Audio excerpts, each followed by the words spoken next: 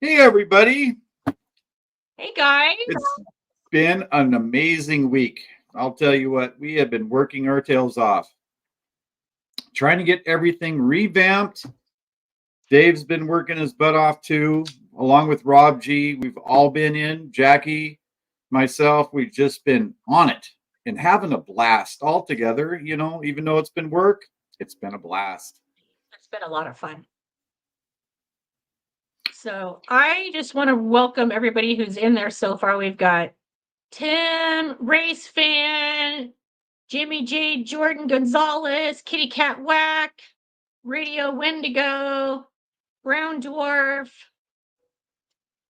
Anybody else in there yet? We've got Jeff, Jeff, Fletcher, Daniela. Hey guys. Welcome, hey, guys. We're y'all.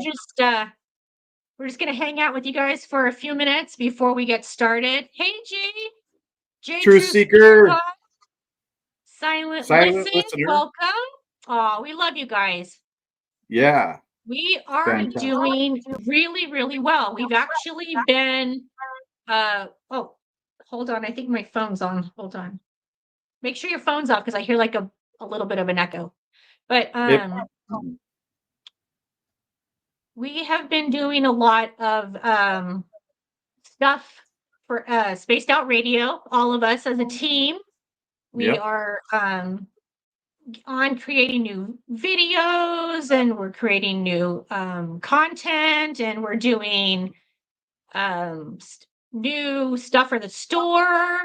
So we've got new swag coming out. I'm actually going to be working on a lot of that this weekend. I'm trying to get Dave to teach me how to get in there, and so I can create some fun stuff. So, yeah, I'm looking forward to that. But how are you guys all doing? Hopefully nobody's in the fire zone. Yeah, I was just reading because of all the forest fires. Right. Oh, we're so sorry. Oh, Sim Life, hi. Welcome back, you guys. All right. So, we're really sorry for everyone who's affected by that. Um, It, yes. Tim Mothman actually and I live in the literally like down the road, real close to Mhm. each other, and different towns, but very close to each other. And we get a ton of fires out here. So I'm a little, we're very used to that. Every year we get them like around August, September. September seems to be our worst month for fires. But hi Lulubelle, hi Laura, hi Damien. I'm Welcome, you actually guys. a little jealous that he lives that close to you, honey. Well, I never get to see him. We don't get to go hang out or anything, but yeah, we are very close. I could probably be where he's at in 10-15 minutes. We live literally really close. Hi, Hey, Stargazer. Stargazer. Let's see if I can get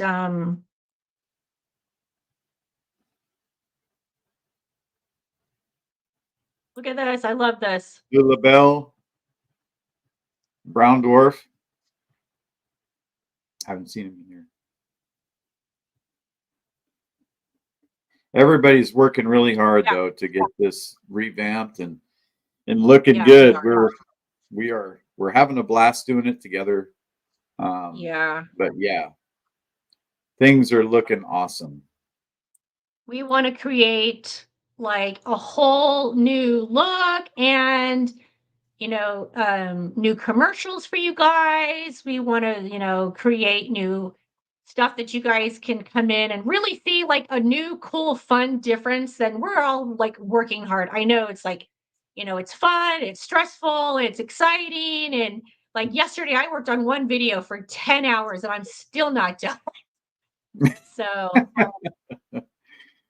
Yeah, but it sounds but fantastic and it looks good too. I mean, the music's uh, flowing and with everything that you're working on there, so it looks pretty darn good. well, it's a lot of fun, but we are just trying our best to come together as a team. We still have a lot of work. We still have Oh a yeah. ton of work. We've got all kinds of stuff going on with social media stuff. trying to find new radio stations. I mean, you guys, you name it, we're doing it. So we are just building, and we're trying to make everything just absolutely amazing for everyone who listens, everyone who watches. And we hope you guys really enjoy it when we're done. Definitely. So let's see. We're going to give a few more minutes for everybody to pop in, and before we go live, well, we're live, but before we go get started with the show. Actually, for you guys, I don't know if you guys already know this, but because I did my special show last week about my haunted house, we're doing a show tonight where it's more about Lee than it is about me. Of course, Right. Me, I'm still gonna cock-a-doodle-doo over here. She never stopped, really. But that it makes she's awesome. I'm I like love her. Charlie Brown mom. Womp, womp, womp, womp, womp, womp, womp. So I'm going to be asking questions. I do appreciate that. She's going to have to like karate chop me in the neck or something to get me to stop talking. I think tonight, which would be good. Well, yeah. So tonight's more about Lee. We decided that since I had a special night last week, that we want to let Lee tell you guys more about him, which I actually really love because it gives him and you guys more of an opportunity to really get to know him. Because if you guys haven't noticed, I talk a lot. She does, and that's okay. That's okay. I mean, I let her do what she does best, and she's really good at communicating with people and getting her message across. And I'm just lucky. I feel extremely lucky to be working with Jackie. Not only is she my girlfriend, but she's also just this wonderful person and wonderful personality that she has. Oh, you guys are sweet. Awesome. Okay, love, and I'm trying to make sure I say these right. Deb from SAC is here. I hope I'm saying that right. Love. If I'm not, tell me. Love. Yeah. Deb. Okay, I know. I'll be the first to admit, girl, I can talk. I am my father's daughter. That man had the gift of gab. And this apple did not fall far from the tree. But let me tell you something. That guy, right? Wait, let me see if I can get it. Wait. You got it. I can never do this right. There we go. Yeah, I like that. He can talk your ear off too. He talks. We can talk all day long. Yeah, in 5 minutes. That's the case, but most of the time, I'm telling you, at work, because at work, I'm the site foreman, so I can put this up. This is the perfect explanation of us right here. Okay. Look. So true. Okay. So true. There you go. There it is. Yeah. But like I say, I'm kind of like, honey, I'm trying to talk here. That's my point. This is my point. This is how it's going to go all night. I said when the show starts, I'll let you talk. Okay. I'm kidding. It's all good. This is us. Don't mind me, you guys. I have horrific allergies right now. So if you see me, oh my God, I'm like, oh my God. Okay. Yeah. You know what's funny is we've actually only, well, you guys probably know our story by now, but we've literally been friends for 4 years. We've been in a relationship for, June, July. God, it's only been a couple months. I don't even know how long. 3 months? Okay, so 3 months. I'm not your typical girl. I don't pay attention to stuff like that. And I swear to God, people think we've been married for 20 years. It's hilarious. Like he'll text me in the day and I'm like, no. All right. Memorial Gardens. Welcome. Hi, Tim. Oh, wow. Welcome, guys. Yeah. Welcome, everybody. Jax is high on the Claritin. Shh, like She I needs to kid you be. not, high on Yeah. something. Um, it's usually life, but right now We're I'm not on married. like, Stargazer, we're what? not married. We actually I Oh live in no, Washington State, and Jax lives down in Southern California. yeah, but it's okay. People already think we're married, and apparently somebody thought I was also pregnant, which is not true. That was last week. That's right. I totally forgot about Somebody that. wrote that. I know. Uh, Horrible. okay, I'm a little chunky. That's true. Yeah, but she But doesn't eat. That's the thing. This woman does not eat. I I swear to don't. God. I I get on with never her, eat. and she's like, "Oh, I have to eat right now. I really don't want to eat," but she's going to I eat, and hate she eats eating. like 5 bites, and she's done. Well, I'm not even going to get into all my Yeah. personal issues, but this girl's got like stomach issues. Like everything I eat makes me feel like I'm sick. So it just like it's like, is it worth it? No, don't. So I drink all day long, like soda, water, whatever. I drink a lot of like cranberry juice. I'm a big cranberry juice girl, but Coffee in the yeah, morning is a and must for you. my coffee in the morning, but like that sustains me through the day. But I literally hate I it's not that I hate food, it's that food hates me. But stop drinking sodas. Listen to me. Listen to me. Diet Dr. Pepper is, I know it's bad, but that is like my poison of life. Okay. So believe me, I know it's horrible. I know it is. But Oh by my the way, God. guys, But if you guys are hearing the train, I cannot help that right now. no one can hear the train. It drives me nuts. He's the conductor of the crazy train. So if y'all want to It's get right on, outside. It's right out there. toot toot. Uh-huh. Every time it I'm comes gonna, by. yeah. Yeah, I know it's bad for my stomach. I know. I've been drinking this stuff since I was like 20 and I'm old. So, so there. I'm old. I'm old right along with you. Wait, if you have stomach issues, then you need to take coconut oil. Okay. So here's the thing though. I have a million different allergies. Coconut's one of them. I can't have citrus. I can't have coconut and I can't have fish. So, yeah. Yep. Aw. Okay. Hey, So, Jennifer. let's see if anybody else. Hi, Mike. Making sure we say hi. Let me see. Um, Invisible tracker. Hi, Invisible Tracker. There is Brown Dwarf. Okay, I'm trying to make sure we get everybody before we get probiotics. I do take probiotics. I actually take a lot of vitamins. I'm really big on probiotics.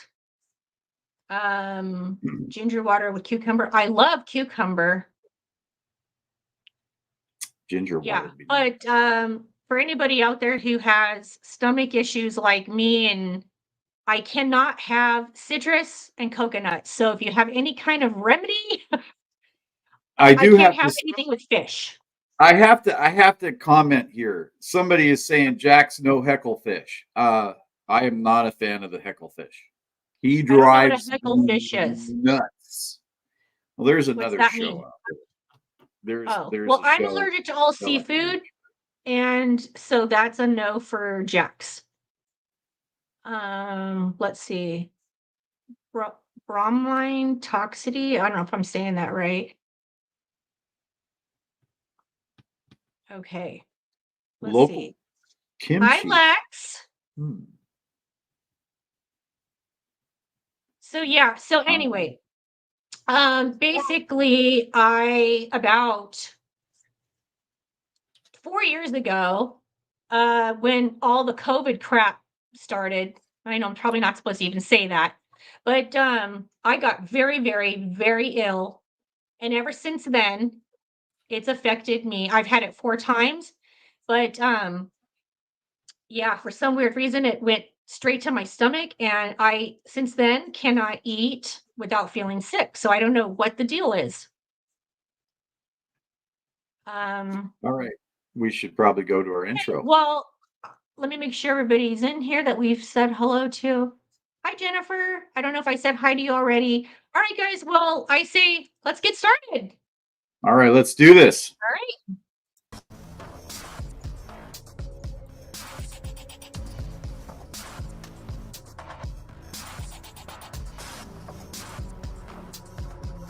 Something standing over there, which looks like a figure of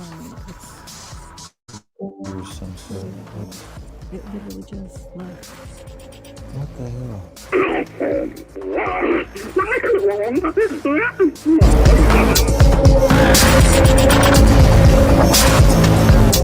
The murder van. hell? The murder van. The abandoned The murder van. And not a soul to be near it. Yeah, that's because he's out burying his. Ooh, I don't Bodies. like it. I don't like it.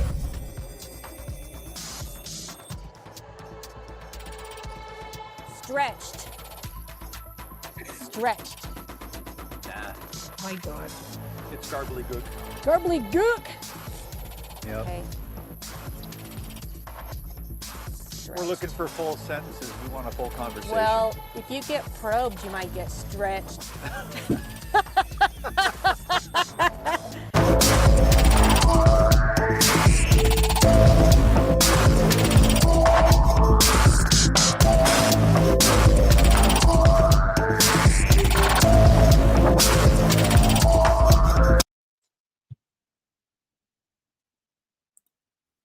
Well, that was odd.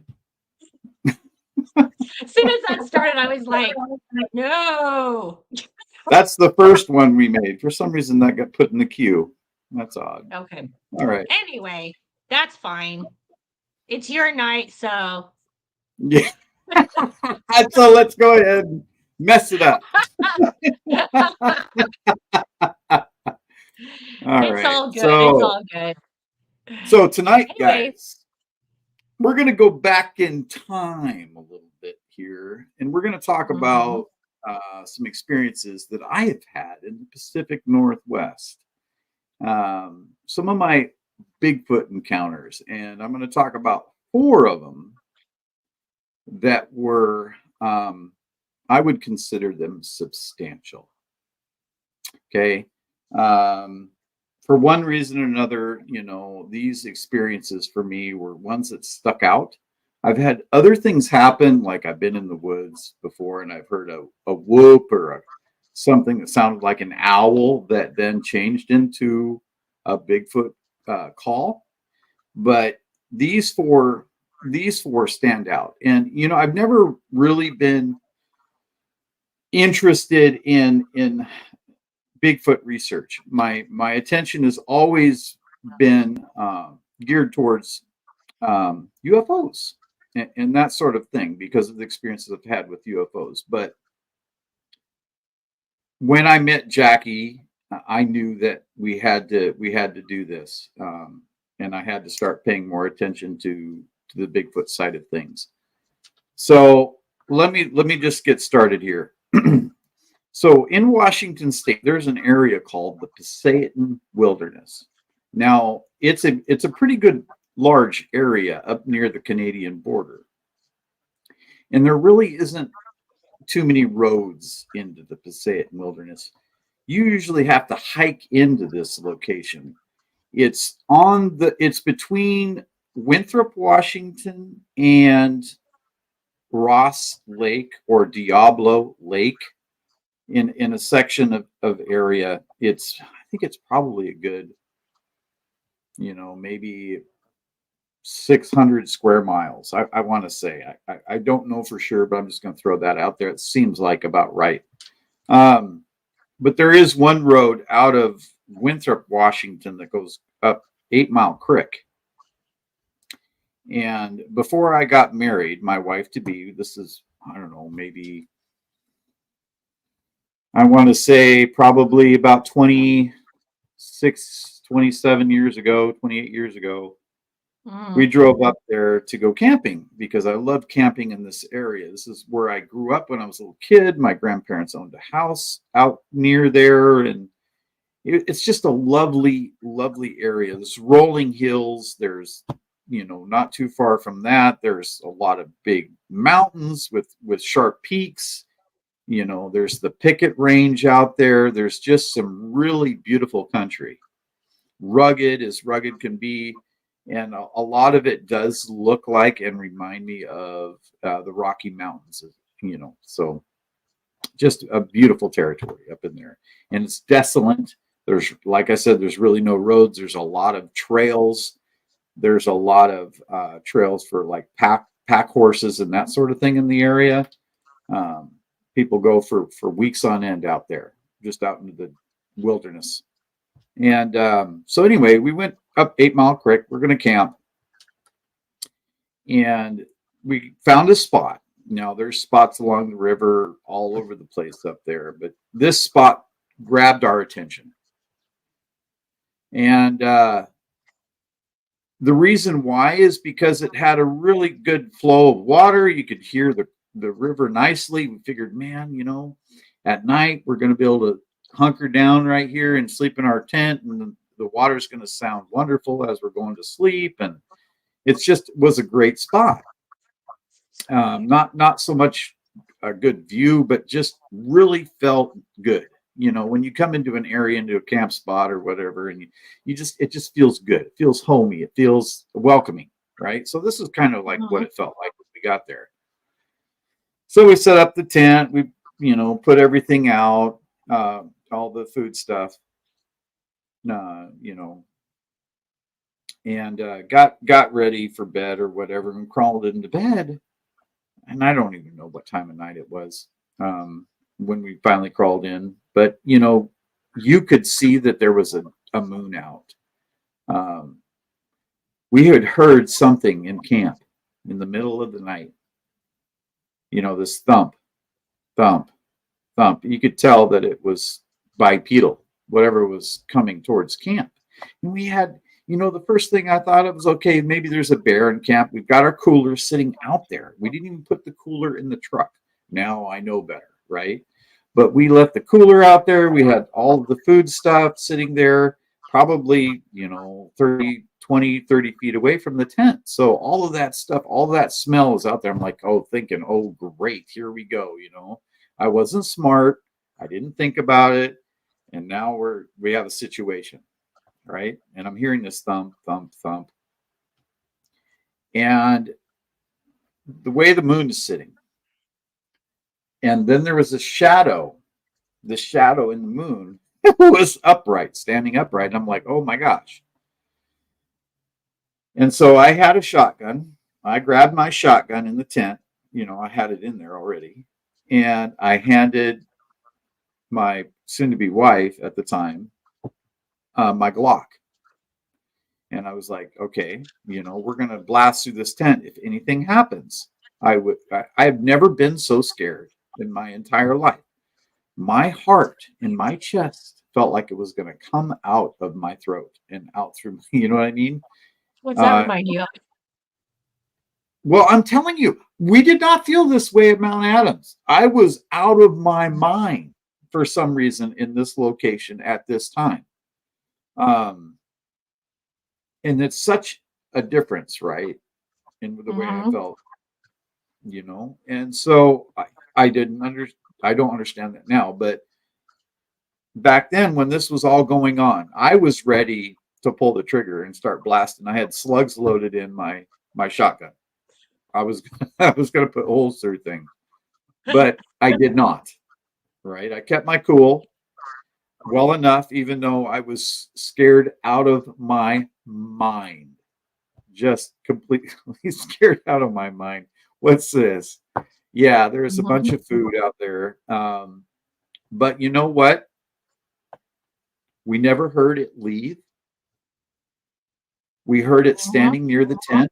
We saw the shadow. We heard the breath. We heard it breathe. this deep breath while it was standing out there. And I was just completely terrified. Like I say, it was such terror that I just felt like the hair on my head was standing up, which probably isn't going to happen now. But back then I had a lot of hair. That's what happened to his hair.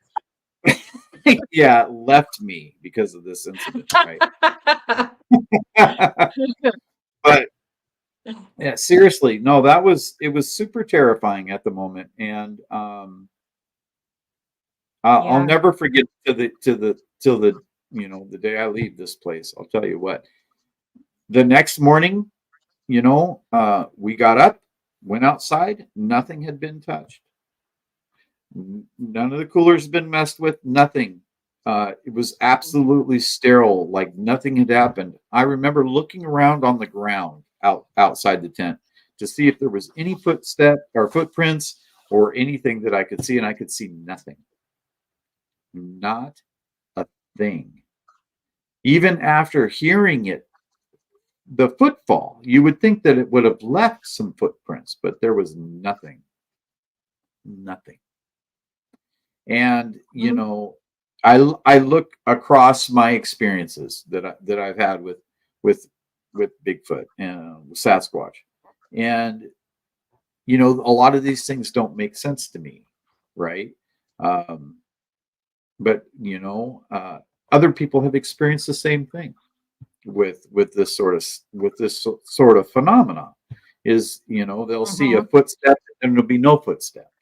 They'll see a footprint and there should be another footprint, but there's not. So these things are common in that field, and it leaves you wondering. It leaves you mystified. You're grasping for answers, especially if you're like myself, and I'm sure a lot of you are, that you just want this proof and you expect to see something after experiencing something like this, and it's not there. It doesn't make sense. It doesn't make sense at all. But yeah, that was my first real experience with Bigfoot. So that's number one. Do you have any questions on that, Jackie? Well, obviously it reminds me of our weekend out there because, you had an experience where something scared you like that. And then I had the exact same feeling. And yet I remember when I was going through that feeling, I almost kind of had that feeling of like, you didn't fully understand like why I was feeling that way or how, what I was going through in the moment. It was almost like we were like in two different places of like a mentality. Like you were just like, hey, it's okay, you're fine. Although I have to give you credit, you did not know yet about the the hand coming. I mean, you felt it, you just didn't understand what it was in the moment. Yeah, So that's correct.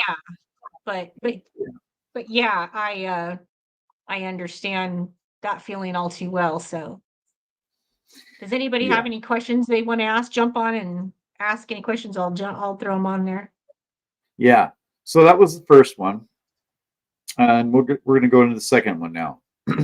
So the Olympic Peninsula, the Olympic Peninsula is known to be this dark, heavily wooded, thick rainforest in Washington State. It's off to my west, and it kind of sits alone out there. And there is a lot of roads that go into the interior of the Olympic National Forest, but they don't go far. And it's trails that get you the rest of the way through there. And it's quite large. That area in there is thick as can be. And the hanging moss in that area, and it's just an amazing location.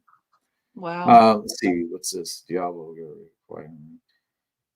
Yeah, hey Nikki, it's been a while. Yes, we know about the telepathy. We've had that experience. But in that rainforest, you can't see very far at all. You might be able to see, 10, 15 feet in. and then it's just moss and trees and thickets and everything. So I went on a little hike. It wasn't a little hike. It was supposed to be a 5-day hike from Ozette Lake to the Point of the Arches out on the peninsula, or right on the water, right on the beach, from Ozette Lake to the Point of the Arches. And we actually didn't make it to the Point of the Arches at the time. I was with my then wife at the time on a 5-day hike, and it was intense for her, because there's a lot of like deadheads where you have to, because of the way that the tides are, you have to climb up and then back down and over some of these areas, because there's just no way to get around. You have to climb up and over, and they've got ropes hanging down from the cliffs, and you have to climb up and then get back down and whatnot. And we got to this one spot, and we said, okay, we're kind of done here, from the hike, and we're actually gonna head back inland, because we had heard about from some other hikers that there is a old logging road that'll take you all the way back to Ozette Lake. Instead of our, if we had continued, we wouldn't have made it to the Point of the Arches. But we headed inland and found this logging road. And it took, it took a while to get there. And then we hiked all the way back to the car, but we did it all in one day, and it was exhausting.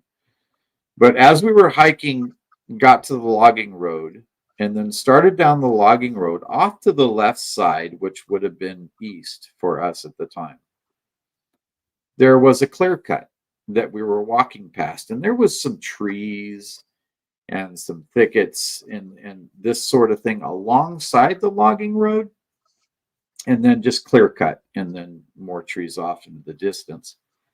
We were walking there, a couple of miles, and all of a sudden I noticed like the little saplings and stuff in this draw were shaking, just shaking violently, and there was a lot of grunting going on. Kind of like, I wouldn't really describe it as a threat display, but it was definitely letting us know that it was there. And the grunting that was happening, or that the creature, the Bigfoot, was producing, was so guttural that you could feel it in your chest. You knew that something big with a big lung capacity was down there, violently shaking these trees and grunting, saying, basically telling us it didn't want us to come near, right? And we had nowhere else to go. What are we going to go back to the beach? So terrified as I was, I dropped my backpack off, because I had my Glock in my backpack. And we went as far to the one side, as far away from this spot where the Bigfoot was in the draw, shaking the saplings and whatnot. And I pulled out my gun. As soon as I pulled out my gun, that action that he was doing, or that Sasquatch was doing, stopped. It knew. It's like it knew right away when I pulled my gun out that was not a good thing, and it just ceased ceased at that moment. I was probably a good 100 feet at that time when I pulled my gun out from where this was happening, and I remember just walking as close to the other side of the road as I could possibly get without going into the ditch, with my gun pointed directly at where all this was happening the whole time we were trying to skirt by. And that was terrifying as well, but not as terrifying as the first incident that we had in Eastern Washington. Yeah. And then we still had like 6 or 7 miles to walk on this dirt road before we got to the truck. And I tell you what, I was beside myself. I mean, the whole thought for me about Bigfoot is that I don't want to be caught in a location where I'm between Bigfoot and something I can't, where I can't get away. I don't want to be in a position where I could get harmed, obviously, or anybody that I love can be harmed by Sasquatch. So that's kind of the thing that's really kept me out of the field of doing these Sasquatch investigations, is because of my fear. It's because of the things I've seen on TV. It's because of pictures that I've seen where, you've got deer heads that are twisted like a corkscrew. I mean, these I've sorts actually of things. seen that in person myself. Yeah. It's not a These, fun thing to come across. I mean, these two experiences that I've talked about so far are things that, scared me to death. And thinking about actually going out in the forest and actually actively looking for Sasquatch. I mean, that terrifies the heck out of me. I mean, I go out and look for aliens. I've been abducted by aliens. That stuff scares me too, but it's not like this. I don't have a fear of death with that, but with Sasquatch, I definitely do. And I'm going to get into the other two stories as well. But the whole thing for me is, with these experiences that I've had, and thinking about that night that we had at Mount Adams, and the fact that I fell asleep and that I wanted to sleep even though it was all going on, it doesn't make sense to me. You can see that where there's a pattern of fear with the things that I've experienced, and all of a sudden I'm just going to go to sleep when it's happening. So that's one thing that really doesn't jive with me. It doesn't make sense, and I'm trying to understand it. So the only thing that I've been able to come up with so far is that for some reason I must have been somehow put to sleep or made to be as extremely tired as I was at the time. Okay. So you have this issue every time you go out? No, that's what I'm saying. I've been terrified. Like that one night, when we were in the Passaic Wilderness, I stayed awake all night long. I was scared to death. So it just doesn't correlate for me. It doesn't correlate for me. I do not understand, right? And that's one reason I wanted to bring all this stuff up this weekend, is because, or this Friday, is because there's always been this fear. Hang on 1 second. I'm trying to fix this because, see, can you hear me okay now? Oh, yeah. Okay, because I was getting like a back echo thing. Before you go any further, Nikki was asking, have either of you I always have the worst time saying this, telepathically invited them to check on you at your own home? Like, I'm thinking, like, does she say, she's thinking, like, do you invite them in through your thoughts? Because I know you and I had a talk about this before we ever went to Mount Adams, where you and I both had feelings of what was going to happen out there. And I was having really odd things happen to me. I was having weird dreams about it. So did you have anything similar before going out, or have you had anything after? Not dreams so much, just the feeling, just the feeling like I knew something was going to happen. And I had no fear about it. It was almost like we were being welcomed, or we were being called. It just felt good. It felt welcoming in some odd way. Yeah. And not like what I had experienced previously. So if there was some sort of a telepathy going on, I was comfortable with what, with what we were doing and where we were going and what we might experience, even though we had no idea what we would experience, even though we had picked out this location 4 years ago, right? So I'm going to go into the next thing that happened. Okay. So there's a place here in Washington State. Stevens Pass. If anybody's ever heard of Stevens Pass, it goes from Monroe to why am I? What is that? What is that little town over there, Jackie? Wait, which one? From Sultan? Monroe to what's the town on the other side, the German town? Oh, Leavenworth. Leavenworth. That's correct. So yeah, that's the road. A lot of hikes I've done up at Stevens Pass, and right out of Skycomish, Washington. Actually, there are so many trails out of Skycomish, around Skycomish. There's a place called the Necklace Lakes Valley, and that's where I was going during this time that this happened to me. But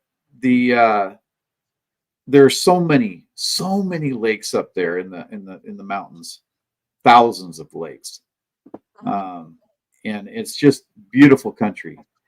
The water up there in these lakes is blue as blue can be, turquoise. It's just stunning up there. And I go hiking up there all the time, and I have for many years, as far back as as soon as I could drive. I would be up between Stevens Pass and I-90 hiking, way back. So it was just another hike for me, nothing big. I was going to stay overnight at a above Necklace Lakes at a place called Tank Lakes. And so this is a long trail along a old railroad grade. Okay. And once you get to the end of the valley, you start hiking vertically, and you come up to this higher valley called the Necklace Lakes Valley. It's beautiful up there. There's Opal Lake, there's Emerald Lake, there's all these gem lake, these lakes named after gems because they look just pristine, and they're just, the colors are amazing in these lakes. And then if you keep hiking up that valley, you come up to a place called Tank Lakes, and Tank Lakes is it's Tank Lakes, and it's beautiful up there too. You've got these two lakes that are in these granite bowls, and it's just stunning, absolutely stunning. I was up there, and it started to rain. It wasn't in the forecast, and there was some thunder off in the distance, and that kind of worried me. Now there was a guy up there, and he was kind of creepy looking. He had a kind of a tattered backpack, and he was watching me real close. And I had my dog with me at the time, but it was unnerving, to say the least. Right? It was unnerving. Just this guy hanging around or whatever. And so I decided, you know what? With the thunder and the lightning and this weird guy up there, I'm going to head back down the valley, and head out, because I'm not comfortable. Something's just giving me bad vibes. And you got to listen to your vibes. Like Jackie says, she's right when she says that. You got to listen to that stuff. So I said, okay, fine. I'm headed back down. I get down to the bottom where Necklace Lake starts, and I'm going through there, and it's already getting dark. By the time I get to the end of Necklace Lakes, it is pitch black. And I've got probably a 16 to 14 mile hike from where Tank Lakes is down and out to my vehicle.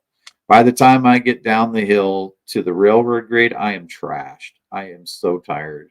There's no way that I'm going to continue another 6 miles until I get to my truck. So I set up my tent next to this river. And during the night, there was 2 hikers that came through with their headlamps. And I'm not able to sleep very well. I'm in and out of consciousness. And I wake up.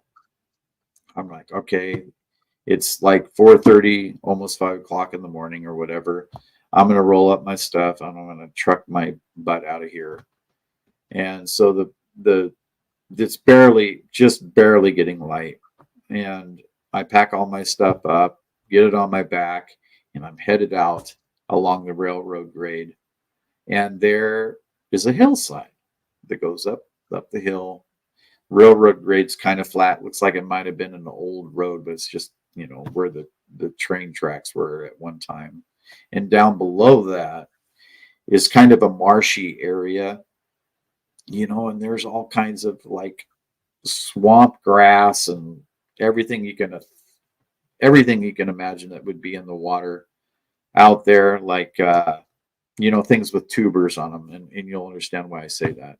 Plants with tubers and that sort of thing, like skunk cabbage and all of that, right? So I'm walking down the trail, and all of a sudden there's this rock, like basketball-sized rocks, start coming down and smacking into trees, near the trail, near me, hitting the railroad grade, bouncing down the railroad grade.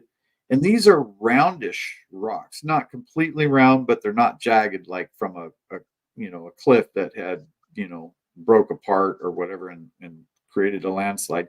These are stones. Some of them actually like hit trees and then bounced and stayed on that railroad grade. So I could tell what kind of rocks these were. And I'm like, what the heck is going on? I'm exhausted. I'm completely exhausted from the night that I have had getting down to this point. And I'm not thinking clearly at the time. I am still kind of out of my mind a little bit, just not thinking clearly. I'm still groggy as heck. And I'm like, wait a minute. Who can throw rocks that big down on this trail and hitting the trees like they were smacking into the trees so hard that, the bark would fly off. And I'm like, what the heck is going on? And I yell up the hillside. I'm like, hey, I'm walking down here. Not actually letting it click into reality just yet. But these are big rocks. And a human's not going to be able to throw rocks like this at a distance like that to create that kind of an impact on a tree. I didn't realize that until I had gotten past this area. You thought it was humans at first? Yeah, I mean, that's the only thing that could come into my mind at the moment. Is like, why is somebody throwing these big rocks at me? But it didn't make sense, right? Because I'm still not totally coherent, right? I'm not a drinker, really. I don't do drugs. I don't do stuff like that at all. And once I get past this area, I was probably, I don't know, maybe a quarter mile past this point. I'm thinking to myself, I'm going over it in my mind. Big giant rocks, with that kind of impact, what's down below. Okay, so there's these tubers down below, these plants, water plants that maybe a Sasquatch would want to eat, go down to the water to get. And I'm starting to piece it all together in my mind, right? And I'm like, holy heck, that was just Sasquatch wanting me to get out of the way so that he could come down in the morning and get his morning snack or whatever it is from that, marshy area, from that, marshy lake or whatever. And so I was like, wow, if a Sasquatch wanted to take you out, on a trail, they have incredible aim from what I understand. I would have been killed instantly if one of these rocks had hit me in the head. Without a doubt. Without a doubt. It wouldn't even matter if you were on a trail, if you were off the trail. It wouldn't matter if it wanted you, if it wanted to do some harm to you. It's going to do harm to you. The one thing, though, that I would like to say about this is for people, and we've said this before, for people out there who are interested in going out and looking, it doesn't happen often that people are harmed or, that, you hear about someone being killed. I've never, in all the years I've ever been doing this, I've never heard of anybody being killed. So, or harmed for that matter. So don't get that in your head that if you are interested, that you're going to get killed. Just be respectful of their space. You're in their home. Yeah, exactly. And after the fact that when this happened, I thought about that. There's to that point there was 3 incidences that I had that I would consider, close calls with Sasquatch. And in none of those incidences was I ever harmed. I was scared, sure, but I was never harmed. I haven't ever been harmed. And that's one thing that I look back on now, with everything that's happened with you and I, Jax and I, to this point, we've really never been harmed other than Jax had bruises on her hip and her leg. But even then, even with that though, I still don't feel like it was trying to harm me. I feel like it was out of curiosity of like where we were. You know what I mean? I Right. think it was trying to figure out like, okay, is that human in there? But I feel like it was trying to like harm me or kill me? No, not at Yeah. all. So Yeah. was it frightening in the moment? Yes. Terrifying. But I'm Terrifying. okay. Yeah, it was Right. terrifying. Yeah. And so, since that time, when that happened, I've gone back up that trail many times. And on that trail, the Necklace Lakes Valley Trail, you guys, if you can hike, I would do that hike again and again and again. It's amazing up there. But I have had something in the woods pacing me, off the side of the trail that I could not see, on separate times. We have had weird time issues between our cell phones and our GoPros. We felt, this is on other investigations that Andrew and I did. We have had, yes, with the time issues, we have felt like we just wanted to lay down and go to sleep in this location. This location is a spot for high strangeness as far as Bigfoot's concerned, definitely, but nothing like we had at Mount Adams. But definitely worth investigating. Yeah, definitely. Yeah. I have a Definitely quick cool. question for you since you've gone into some of the stories already. Okay, so I personally am dealing with, and I will admit, I feel like I am dealing with a little PTSD over the whole being in the tent, the Mount Yeah. Adams situation. Now listen, I know I joke about it a lot now because I know I'm home and I'm safe and I'm alive and I'm okay. But I'm not gonna lie, I still to this day have moments that it terrifies me.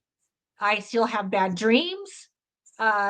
Sometimes when like we're listening to the audio, I can't listen to it. I need to stop and get away from it because it literally takes me right back to that moment. Do you have any feelings like you said earlier that it terrified you like it did me when you were back, during a couple of these Bigfoot adventures that you went on with your ex-wife? Do you have any kind of feeling of like it's hard to forget or let go of those? Does it affect you to this day?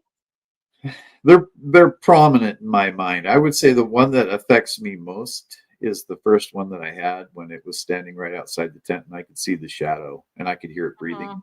That's probably the one that out of all of them that was the most terrifying. Yeah. Mhm. Yeah. Yep. I felt like my heart was going to explode. It was so Well, that's terrifying. exactly, and I told you that exact same thing. Yeah. I literally said the exact same words. So, what I'm thinking though is like, do you find yourself thinking about like when you think about it and how horrible it felt in the moment, the terrifying moment of how you felt, does it still to this day affect you? Like when you think about that moment, does it like get your heart racing? Or does it make you feel like you go back right to that spot? Because I'm still there. No, Maybe it's I fresh for don't. me. I don't feel like I go back to that spot. Mhm. I feel separated enough from it now. I think it's just Mhm. because it's been Okay. like 28 years or 27 years since then. So um even in the time, where I would have felt like that is when we were at Mount Adams and when we were in the tent and Mhm. when we knew it was right outside the tent and all I wanted to do was go to sleep. Yeah. So you don't So it feel like you doesn't. have any kind of PTSD? Like I'm saying, in the moment right now. Now, listen, a year from Mhm. now, 2 years from now, I may be totally over this, okay? Right. But I'm still struggling. And I don't really talk about it a whole lot outside of the show. Like when Right. we're when show, we talk about it outside of the show. I try really hard to let it go. Yeah. But yeah, uh, that rub down, or some people call it an assault. I don't really know what to call it. It was uncomfortable, Yeah. and yes, I felt like it definitely crossed the line. But um, but I still don't believe it was trying to hurt me. I think that it just doesn't understand its own strength on a human. So Yeah. yes, I went home with bruises, but I also went home like it could have killed me. It could have ripped me right out of there and just tore me apart, and it didn't. Right. So I'm trying to give it the benefit of the doubt that it was just curious. But That's people the are way I think. if you have the same thing, are you dealing with any PTSD or anything that you've been through? Not as far as the Sasquatch stuff is concerned. Okay. I've had some scary experiences, but um, I haven't had the PTSD from that. Okay. But did Only you with. when it first happened to you, do you feel like you did then? Oh yeah, Did I it mean from affect that you? first Okay. experience, yeah, I carried that. Okay. It was But you very don't hard for a now. while. No, Okay. in fact, there was. I would say there was probably 2 years after that experience that I didn't want to go camping again. You know? Okay. That's what I'm talking about. That's exactly Yeah, what yeah, I'm yeah, talking yeah, about. yeah, yeah. Because people are wondering if it affected you then like it did me in Mount Adams. Now listen, don't get me wrong. Lee already knows this, but you guys, I'm sure you've heard me say, I'm ready to go back. Okay? All right, maybe I'm a glutton, but I'm telling you, um, we we're gonna do things very different when we go Yeah, back. And listen, I'm not saying Lee's way or my way is the right way or the wrong way. I'm used to doing things a certain way and he's used to doing, and we're meshing those ways together. We're learning from each other. So there is no right way, wrong way. What happened happened, but we are definitely going to stay up all night and then sleep during the day, probably in the morning for a while. But yeah, I mean, we're learning from each other still, right. like there's so it's good to hear these Yeah, stories. and it's kind of interesting too because this whole journey with us and everything that we've been through in the past and how Yeah. we've come together now and are living through with each other's experiences because there's so much to gain and there's so much to learn from the experiences we both have had, right? Yeah, So exactly. it's fantastic, really. And I'm going to get into the fourth story here. Okay, and Um, just to let you know, we are gonna stay on tonight longer. We have permission from Dave, so we're gonna enjoy you oh, guys longer. So well, there you go. we're not gonna be taking off here in about 10 minutes. We'll probably head out about like 10 o'clock. Okay, so we're Okay. gonna stick around and we're gonna talk to everybody and we'll start opening up about like, all of our experiences together and see what, questions everybody has. Yeah, So if you and guys not want to only stick that, around, we'll guys, be on. there's from my side too. I didn't know a lot about Jackie. Uh, Let me do it this way. I know it's weird, it's backwards. It's backwards for us. I have to point the opposite It's direction. weird. I know takes I've been doing this for 10 years and I still can't remember. Well, we're both dyslexic too, so that's part of the issue, probably. I'm just gonna go like, Yeah, there you go. Exactly. But no, I want to get into this fourth experience, and then hopefully Jackie will open up with with some of her stories, her Bigfoot I encounter definitely stories will. that I would like to hear as well, because I know there's so much of that even I haven't got to hear, and I am Yeah, very, very curious.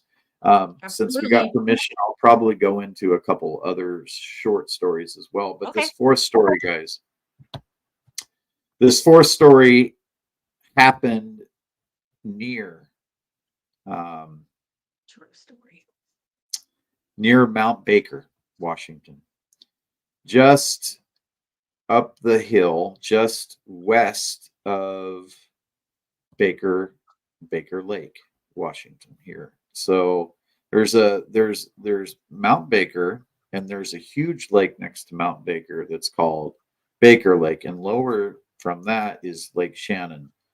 So Ander and I love to go up to Mount Baker to view the mountain and to look for UFOs, because it's a hot spot for UFOs. And now we know it's also a hot spot for Bigfoot. But seriously, what happened was we were heading up to this spot that we had only seen on Google Earth, right? Okay. It's this road that winds up, and then there's like this trail that you can take to get closer up onto the mountain. Well, we looked on Google Earth, and there looks like there's this spot where we can pull up and set out all our camera gear and all of our equipment and view Mount Adams.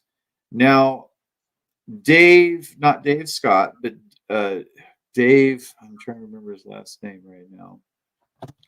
Dave with the UFOI team at the time, when we were kind of still affiliated with them, was along, and there was some other people, and they decided that they were going to go down and stay at Baker Lake, and they were going to view our position with their camera equipment, so that we were up there on the mountain, and they had clear line of sight between us and them, and we were flashing lasers back and forth, and we could see each other and all of that while we were viewing Mount Baker.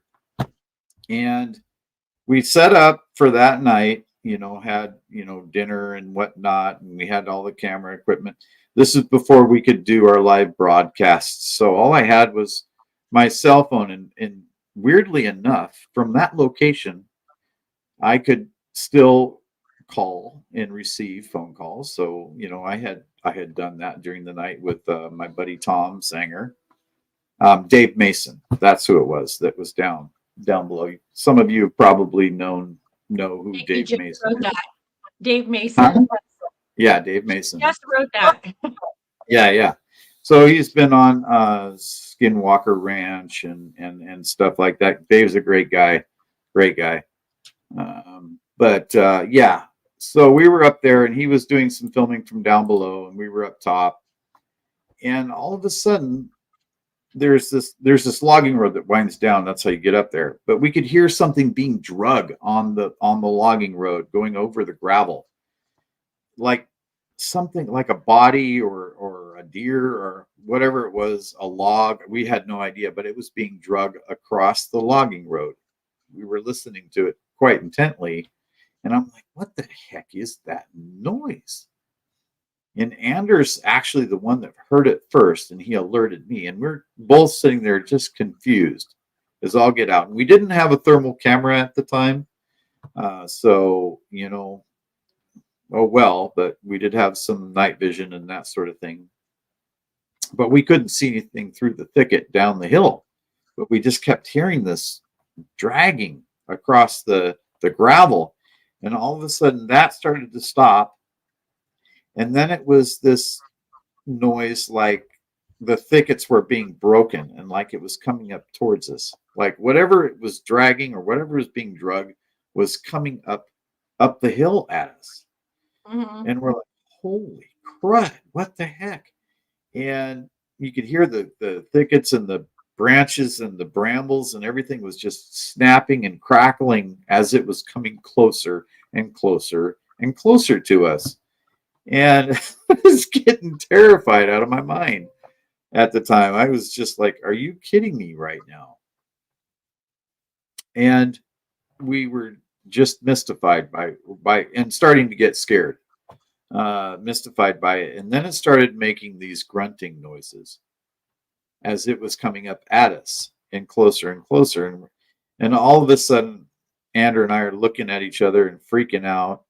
And this was going on for probably a period of 10 to 15 minutes. And as it's getting closer, we're getting more frightened. And we decided, you know what? We need to get out of here. We need to get out of here right now. We need to throw everything in the back of the truck. And I had a Ford F-350 at the time, with a lumber rack and whatnot. And we're just chucking the stuff in the back of the truck, just throwing it in there. Sorry, I don't know what happened. Yeah, sometimes things happen, but we were throwing everything we could in the back of the truck without even taking stuff off tripods, whatever the case may be. We just chucking stuff in the back of the bed of the truck, all our gear, everything, and freaking out, And then it probably took us 10 minutes to load up the truck, but we had played like loud music. Hopefully that would stop whatever it was, but it didn't bother whatever was coming up the hill at us. It didn't even care that we had turned on loud music or whatever. So that's when we just throw everything in the back of the truck and head down the hill. Well, we get everything loaded up and we decided to scoot down the hill, going pretty quick down the hill and whatever. And we're going to meet up with Dave Mason and the rest of the crew that's down at the lake edge down there. But man, by the time we got down there, we were so tired. It probably took us another half an hour to get down that logging road out onto the main road. And we just said, screw it. We're just going to go home. We're done. We're tapped. By the time we got down the hill, we didn't have cell phone service anymore. Consequently, we did capture some great UFO footage that night, by the way, that I can direct you to. But yeah, we hauled ass and we got out of there and we said, no, we're not going to stop by the lake. We're going to go home. That's it. I'm tired. I don't want to, think about what just happened anymore. I'm done. Mm-hmm. The next day, I get a call from Dave Mason. Hey, you guys just took off. And I'm like, yeah, we did. We had an incident up there. I had to leave. We had to get out of there, Dave. I'm sorry. We weren't, we weren't going to stick around. Got to follow that gut feeling. Yeah, exactly. And Dave Mason says, I caught something on camera. I'm like, what? You caught what? Yeah, he said, I caught something above your vehicle. What do you mean, Dave? What are you talking about? He said, well, there was 3 amber lights above your vehicle, and I caught it on film. I'm like, what? I don't understand. Yeah, I've caught I saw it for I don't know. He said 15 seconds or whatever, but was only able to capture a couple of seconds on film. But there was these 3 amber lights above your truck, above where you guys were. You didn't see them? And I'm like, no, we didn't see anything. We heard whatever this was coming at us, Dave. We were scared. We were terrified. We wanted to get out of there. What the heck? He says, yeah. Well, there was something above your guys' truck and you guys didn't see it. And you heard this, whatever it was going on. So I don't know if Dave still has that video of those amber lights above the truck, but I'm sure something happened that night. UFO related? Bigfoot related? I have no idea. I don't know how those things blend together. For me, it doesn't make a lot of sense. Was this stuff being put into our heads? I have no idea. But the UFO footage that we caught that night is really cool because what it shows is it shows that there is communication between us and UFOs. Yeah. Or the when was that again? That was in this year, right? This was in 2000. I want to say 2018. Oh, it was that far back? Oh, for some reason I was thinking that was like late 23, early 24. No, 2018, 2019, somewhere in there. 2000. Nikki says 2018, 19. Yeah, that's what I'm thinking. Yeah. Yeah. Oh, wow. So yeah, I don't know if Nikki, were you there by the lake when that happened? When that all went down? Were you at? I know. Nikki? Yeah, Nikki might have been there with Dave at that time, but that was such a Wow. crazy event, guys. You know, That does the sound footage crazy. the footage that I caught of that UFO, I when it came up over the mountain and was going across in the sky, I was filming it, and I said, "Hey, flash for me," and it does this glow, right? I says, "Well, okay, great. You flashed for me once. Okay, can you flash for me again?" And then it did another Mhm. glow. And before it was able to, or before it went past the camera view, I says, "Okay, guys, I can't turn the camera anymore. I need you guys to flash for me one last time." And it did this huge burst. And that was amazing confirmation for me that obviously there's Yeah, some sort of communication that you know we are able absolutely. to have. I hear that now. I have said this before. I grew up with a family that was really more on the paranormal ghost Mhm. hunting, but more Bigfoot side, even though I was a ghost hunter for many moons. But but I've always been really interested in the sky and UFOs and aliens and what's out there. And I totally believe like we're crazy to think we're the only people or Mhm. species, of any kind. So definitely, being with Lee is really opened me up to like learning more, which I love. And when we watch the videos or he's showing his lives or whatever, I'm like all just I'm all into like learning and understanding all that. But like seeing that reminds me of hearing other people in my past, way before I ever met Lee. Um, that have said that they've had experiences with UFOs and or being abducted or both.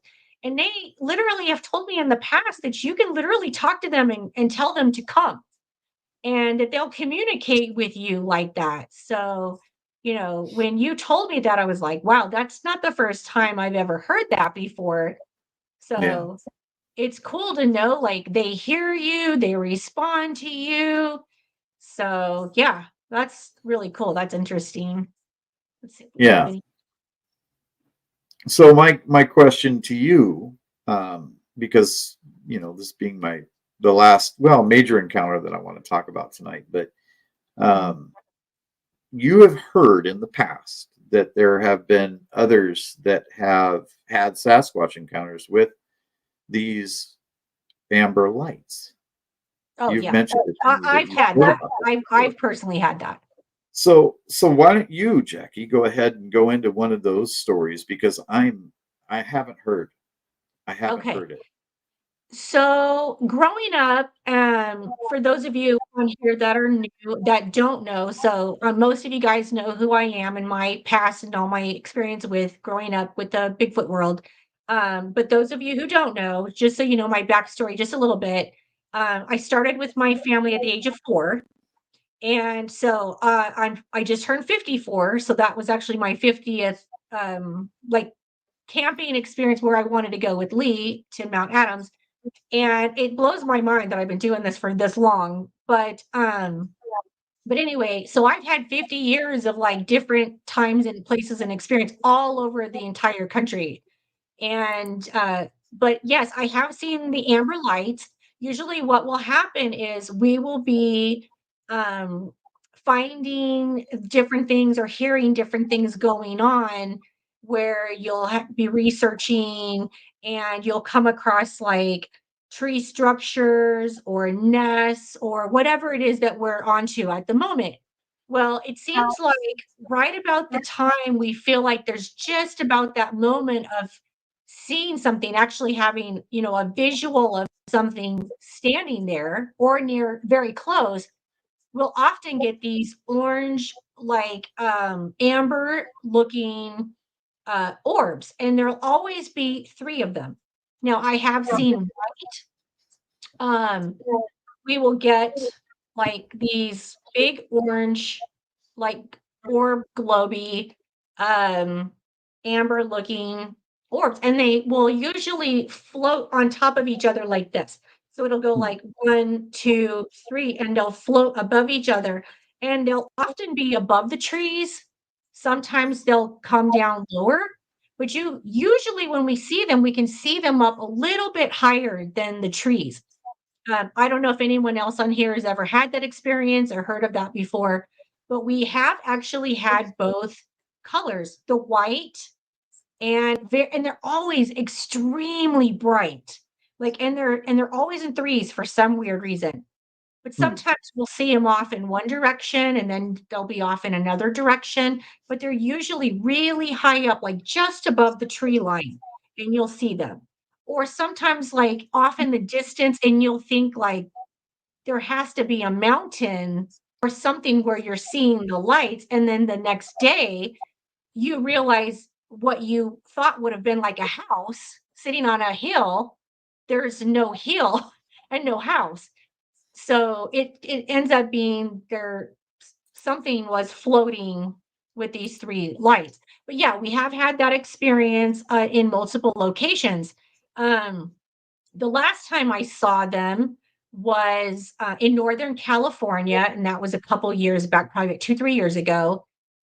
And that was the last time that I saw the 3, like the orange, amber looking colored orbs.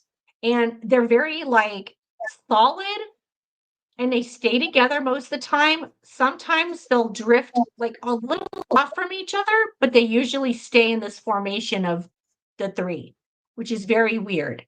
So I don't know if anyone on here has ever seen that before, but that my dad and I've had that experience. I've actually had that experience with friends of mine. Sometimes we've actually had that experience, like we'll be like just setting up camp and it's like they know we're there, especially if we get there late in the evening, or if we're sitting around, usually like a campfire, and we're kind of chilling out, doing our own thing.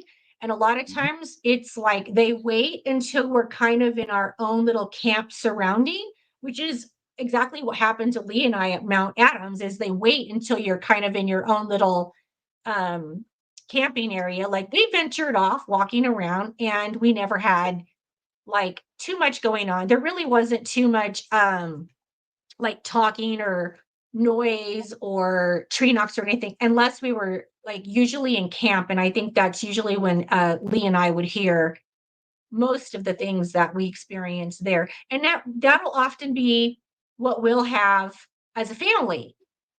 So I grew up traveling all over the country. So I've been to every single state in the entire US. And so anywhere you can possibly camp or look for a Bigfoot. And there's a lot of places that people wouldn't think to look. Like one of my probably best experiences I've ever had was in Oklahoma, Texas area. Okay. A lot of people think like, oh, there's nothing there. It's all flatland. Well, it's actually not. And up in the hills, and there's like a lot of trees and just different areas. Now, listen, Bigfoot's seen all over the country, and it'll be in very interesting places that you'd think like, oh, you'll never see it there. You only find them in Washington, or you only find them in Northern California. Well, that's not true. People actually see them all over the place. So I lived in the South for 4 years, and I had an experience down there as well, where we also saw the lights. And this is a very strange story because I've actually told Lee this, and I think I actually told this on the on one of our shows, where I actually had an experience where I walked off, and we don't do that. And this was late at night. So yeah, it was a very interesting situation. I have been to Hawaii, but I did not see any kind of like Bigfoot activity. I don't know if people see them there, but I didn't have any kind of experience in Hawaii at all. That was the one and only place that I felt like I didn't. Now I could have been a completely wrong area, but I did not have an experience there. But yeah, like people are saying, like, look, Nebraska. Now Hawaii may have them. I just didn't see them. So, but anyway, I've had experiences all over the country. and Mhm. they have Sasquatches on the Big Island. Okay, so I was in Maui. My last trip over was in Maui, and I did not have any kind of experience, but I would love to go. I would absolutely love to go to Hawaii to look. It's one of the states I've never had a really good, camp Bigfoot experience. So I would love to go do that. Matter of fact, I'm trying to talk Lee into going to Hawaii. I talk about it all You the don't time. I'm have like, to we gotta talk go to, me into let's go to Hawaii. it. You're probably just going to ask me, fork over the money, We honey. should Let's go go. for Christmas. Yeah. I'm sorry. You guys are probably noticing me scratching. I've had a horrible allergic reaction to something the last few days. So I'm sorry if you see me over here scratching myself to death, but something's driving me nuts, and my Benadryl is not kicking in fast enough for me.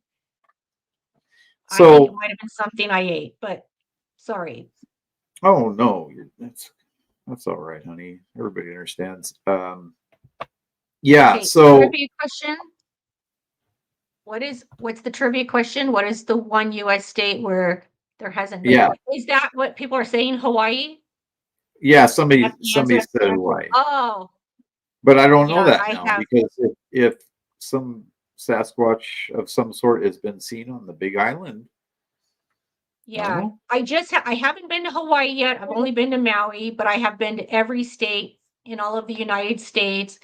Um, I would have to say my absolute Guam best is a territory.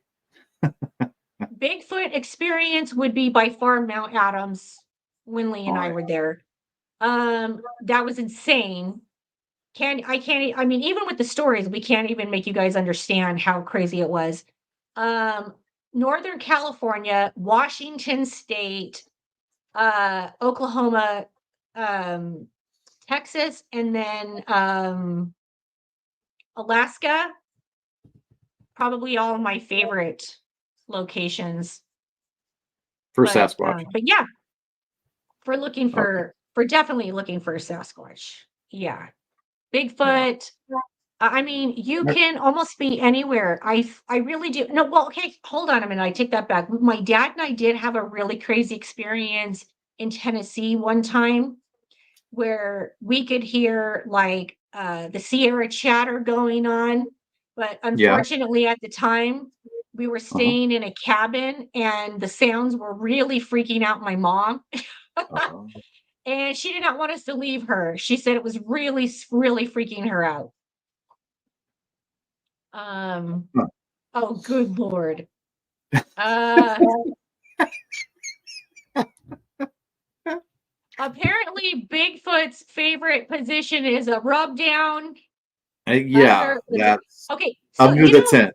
That's yeah. correct. So the whole situation with the rub down is, and I know we're all joking about it, and I believe me, I'm joking about it now too. It wasn't funny at all in the moment. But yeah, we do joke about it now because you have to get past it. You have to find some humor in it because if you don't, it will literally drive you crazy. But my thing about that is I actually have to think to myself, like, how many floating tents have they possibly seen? I'm a human, and that's my first. So if I've never seen one before, then maybe they've never seen one before, Yeah. So I have to think, remind myself that might have been a new experience for them as well. Maybe they're like, Right. what is this thing? What's in there? Now it Yeah. I know for a fact it watched us get in there because the second we were zipping that thing up and laying down, boom, They were throwing it was stuff in. there. It was ready to rock and roll. Right. I want to kind of get in a couple other things that happened down at Mount Adams for Ander and I. There was some other things that happened down there on a different occasion where we were staying at a place. I think it was Takalak Lake is what it's called by Mhm. Mount Adams, and we thought it was a good idea because we were with a group of people. Us two are gonna head off and then walk around the lake in the middle of the night. Figured, oh, that's a great idea. Let's do that. It'll be creepy. It'll be Yeah. fun. It'll be cool, right? Well, not so fun. Creepy. Oh yeah, creep factor is up there. We started walking around the lake, and we got about a quarter of a mile, and all of a sudden we decided that wasn't a good idea. It felt like we had eyes on us the whole time. And terror, yeah, scary, very.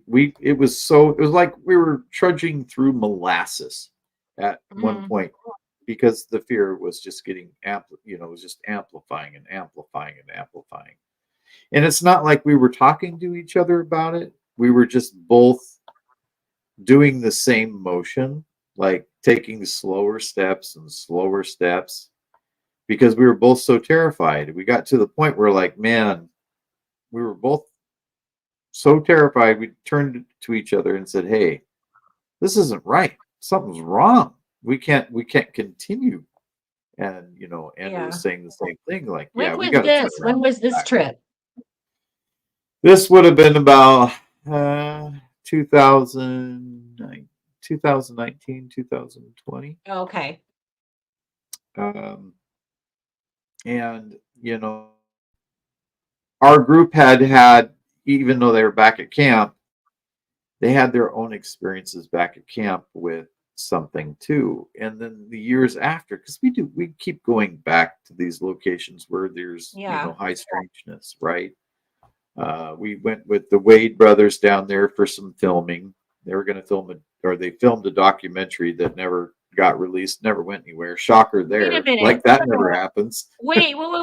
Are these the brothers you were telling me about that saw that light? Yeah. Oh. Yeah.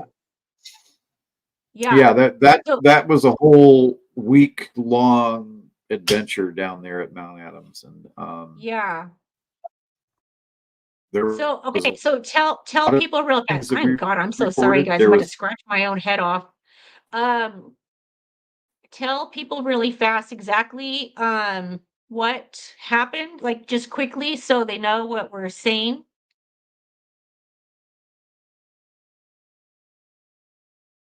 Are you frozen? Uh-oh, did we lose him? Okay, so I'll tell you guys. So when oh, I you're think back. we're back. Okay, so yeah, tell them about what the boys went through, the brothers went through, because when I told Yeah, Lee my let me experience in the tent, this is who he brought up. Yeah, the Wade brothers. They've got a small independent film company that they run. They had a movie out, a Mountain Adams movie. It was okay, I guess, but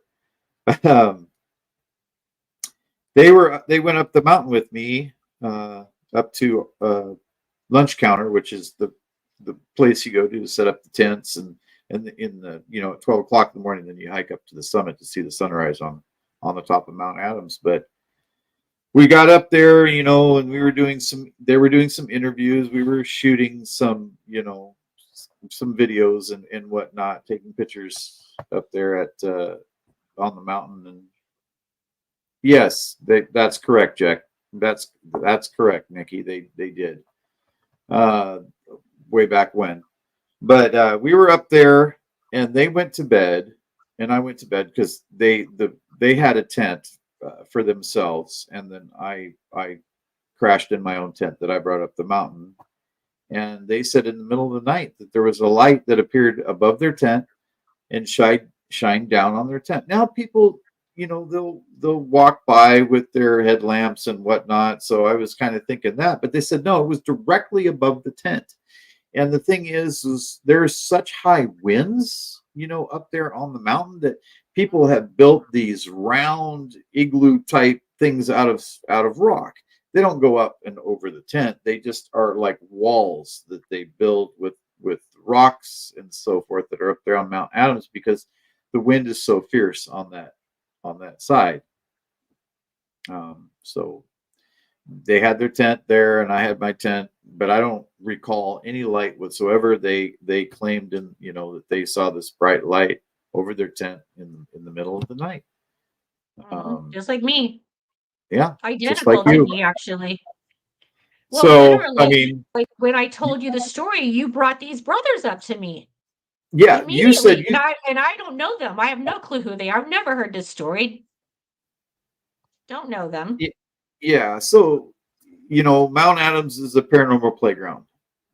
Quite literally, that place has got so much stuff going on down there, and I don't know Mhm. why necessarily, but it's a place that I love to go for this sort of thing.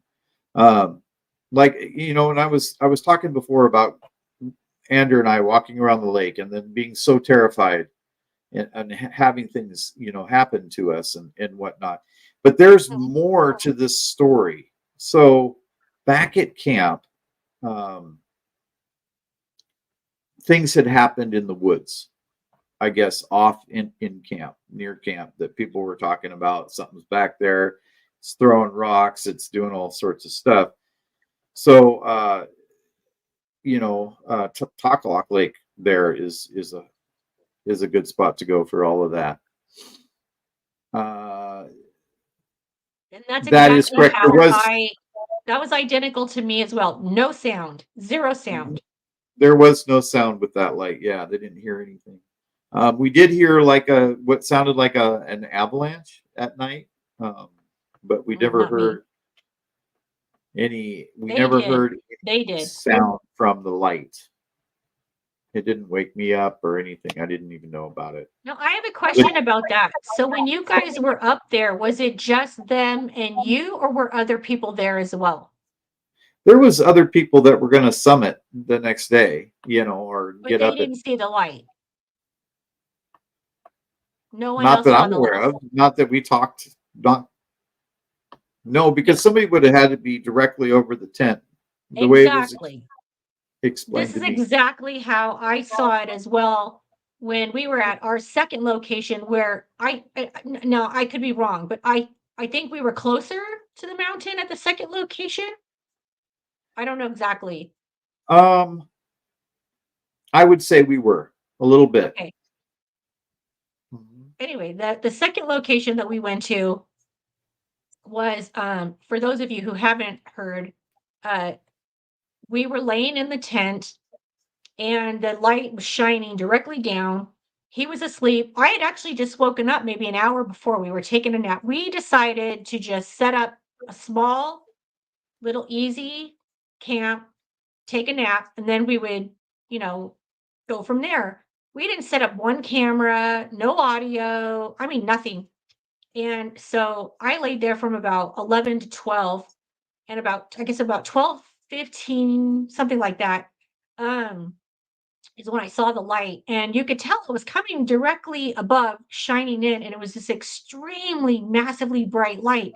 And it was only there for, gosh, I'm going to say like maybe 30 seconds, if even. I don't even know if it was even that long. And I was just poking him like, "Get wake up, look at this light." Well, right before he could even turn around, it was just boom, gone dark. Like it was like someone just flipped the switch, you know? And he tells me the story about these brothers. And I'm like, I don't know who they are. I don't know their story. I don't know anything about them. But he said, well, your story is identical.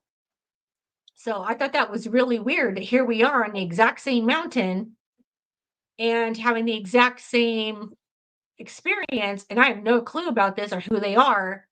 And so it just, because you almost like want to second guess yourself, even when you have a crazy experience like that and think, okay, did I really see that? Okay, did I really just go through that? Because you almost want to make yourself believe you didn't see what you saw because it doesn't comprehend in your brain. You don't get it. You're like, your brain's not processing what just happened because it's like, okay, what was that? That doesn't make any sense. And so I think it was after the second time it happened, which, like, again, I thought it was 5 minutes later. And Yeah. Lee tells me when I tell him again, it's back. And he says it's 5 o'clock in the morning now. And I'm like, okay, first it's 12:15. Now it's 5 o'clock in the morning. And I thought it was 5 minutes. And he even said, he even felt like it was 5 minutes. And Yeah. so anyway, it was just a weird Didn't seem right. situation. But for him to tell me immediately, oh, this is what happened to these brothers. And I'm like, I don't know who you're talking about. And I don't know this story. but it validates, like, okay, I'm not crazy. I obviously saw what I saw, but what was it? You know, like, it doesn't make any sense because here I am. I'm still laying there in the tent. I haven't been taken that I know of, Yeah. but, it is strange. So, yeah, it was a new Right. experience for me. What about in the case of mimicry? When we're talking about Sasquatch, do we have reports where Sasquatch will mimic other animal noises at all? Yeah. Is that something that's I don't know about, like, other people and what they've caught, but I have personally had that happen to me. Not only will we hear, animal sounds, which we'll think like, "Well, that's not we don't even see anything like that around," but it sounds real close. But I've also had the experience of them mimicking mine or my dad's voice. And they will say, like, I will hear my dad will be off, and I've talked about this as well, where my dad will be maybe like, say, 50 feet away, and I'll hear, and he's off in a distance way on my left, and right to my right ear, I'll hear my dad whispering my name. It's clear as day. And yeah, that everything kind of goes silent, something's happening, and you just realize, like, something's there that you just can't see in the moment. And that's yeah, happened to us a lot. Yeah. And I mean, you had the exact same experience when we were at Mount Adams where something mimicked your voice twice. yeah. So, That's not yeah. why I'm bringing this particular thing up.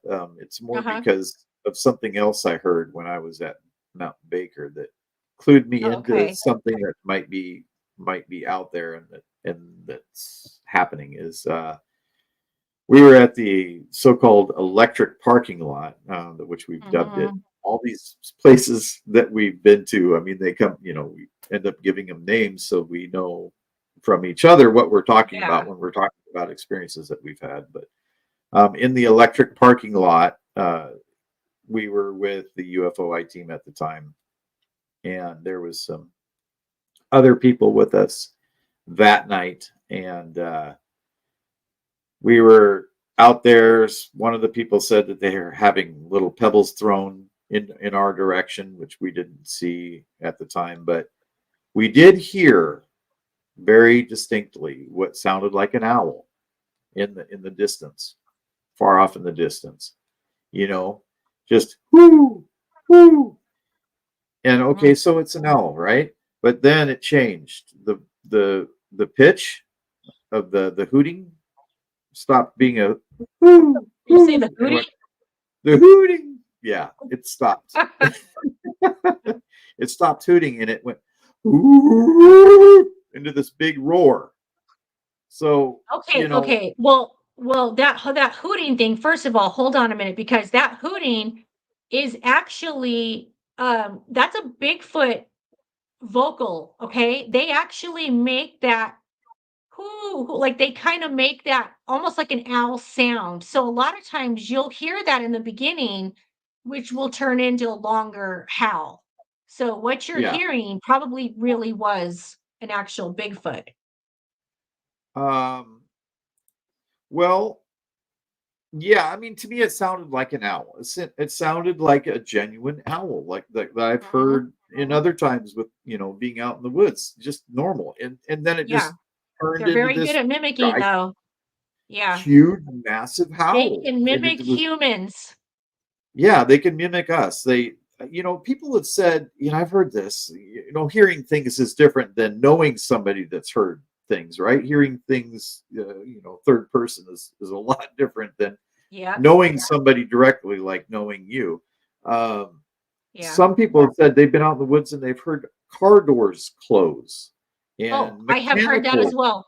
noises when you're Mhm. nowhere at all near a Yes. road or Yes. someplace where that mechanical noise can be made, right? Yes. Like car honkings, like car alarms, and Yep. all these sorts of things out in the middle of nowhere. I mean, what the heck is that? Is that Bigfoot just mimicking a noise and they're so adept at Yeah. making noises that they can trick you into thinking that, They're highly intelligent beings. yeah, well, Highly intelligent. amazingly intelligent. So you've heard this.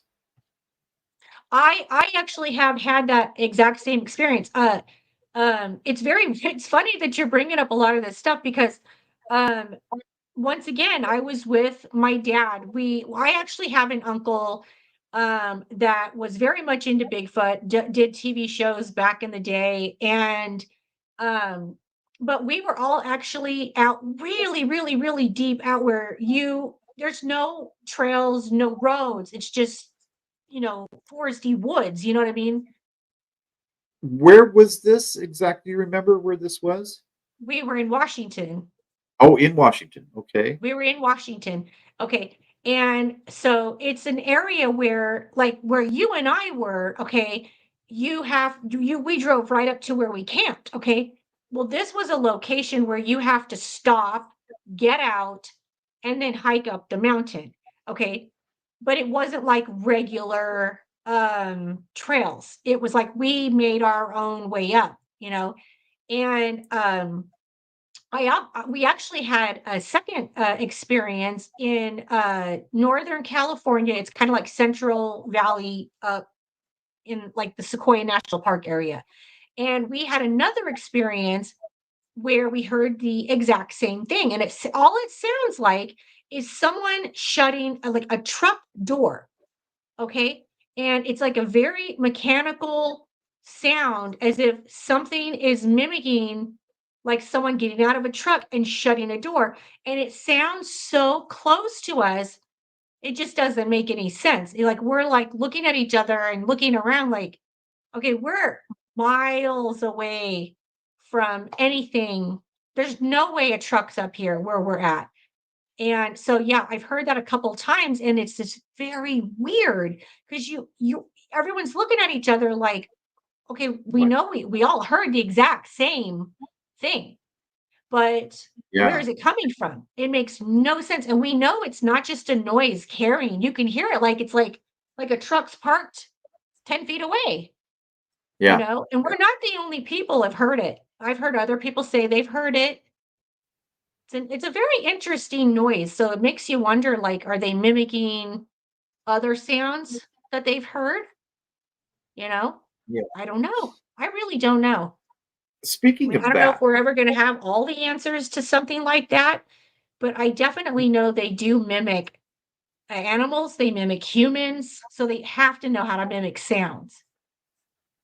well, yeah, it seems like they're the ventriloquists of the forest, really. Um, Yeah. Obviously, it's astounding, and being able to have the vocal range that they have, Oh, and being able absolutely. to affect your psyche, in the ways that they do, creating fear, and creating all the other, emotions that they're able to create within us, and Mhm. maybe making us go to sleep when we really wouldn't normally want to go to sleep. But Yeah. I think we've definitely had a lot of those things happen with us. Um, there's also something that's happening with me when I hike alone. Uh, it happens every once in a while. It's not constant by no means. It just Mhm. happens every once in a while, but it'll sound like chatter, just be almost at the edge of my hearing, right? And Mm. I'll be next to a creek you can hear off in the distance, and then you just hear this chatter, and you can't make out what's being said, Yeah. and your mind is now focused on whatever this is at the edge of your hearing, and it sounds like a conversation that's happening out of nowhere, deep in the woods, Mhm. that's barely audible, and Mhm. you can't make out one word, not at Well, all. But it's when you and I were at Mount Adams and we were laying in the tent and I could hear the chatter of conversation and I kept telling him all night long, I can hear them talking. They're having full blown conversations. Now, do I understand what they're saying? No. But you can hear one talk and then the other talk, and then another talk, and it was like this conversation of I almost felt like they were talking about us, obviously. That's how I felt the whole time, and it went on and on and on for hours, Yeah. and you don't understand any of it, so it's just like, you know what I mean? It's just and it was a very low tone, like, okay, now, the people who've heard Sierra chatter, okay? Sierra sounds. Yeah. That is a very high-pitched, you know what I mean? It's got that very weird, almost Muppet high-pitched sound. Well, these in Mount Adams had a very low, vocal tone, and the whole time it was like, and I could hear them it was like a mumble conversation, and I kept saying to him over and over, I'd poke him and say, "I can hear them talking. I can hear, they're still talking." And this went on and on and on for hours, hours. And it was just like nonstop, just it was almost like you could hear adult and juvenile, and it would go back and forth and back and forth and back and forth. But it was just like the longest conversation people can have without like taking a breath. It's like they just don't stop. Yeah. And and And the it's whole funny. time it was walking.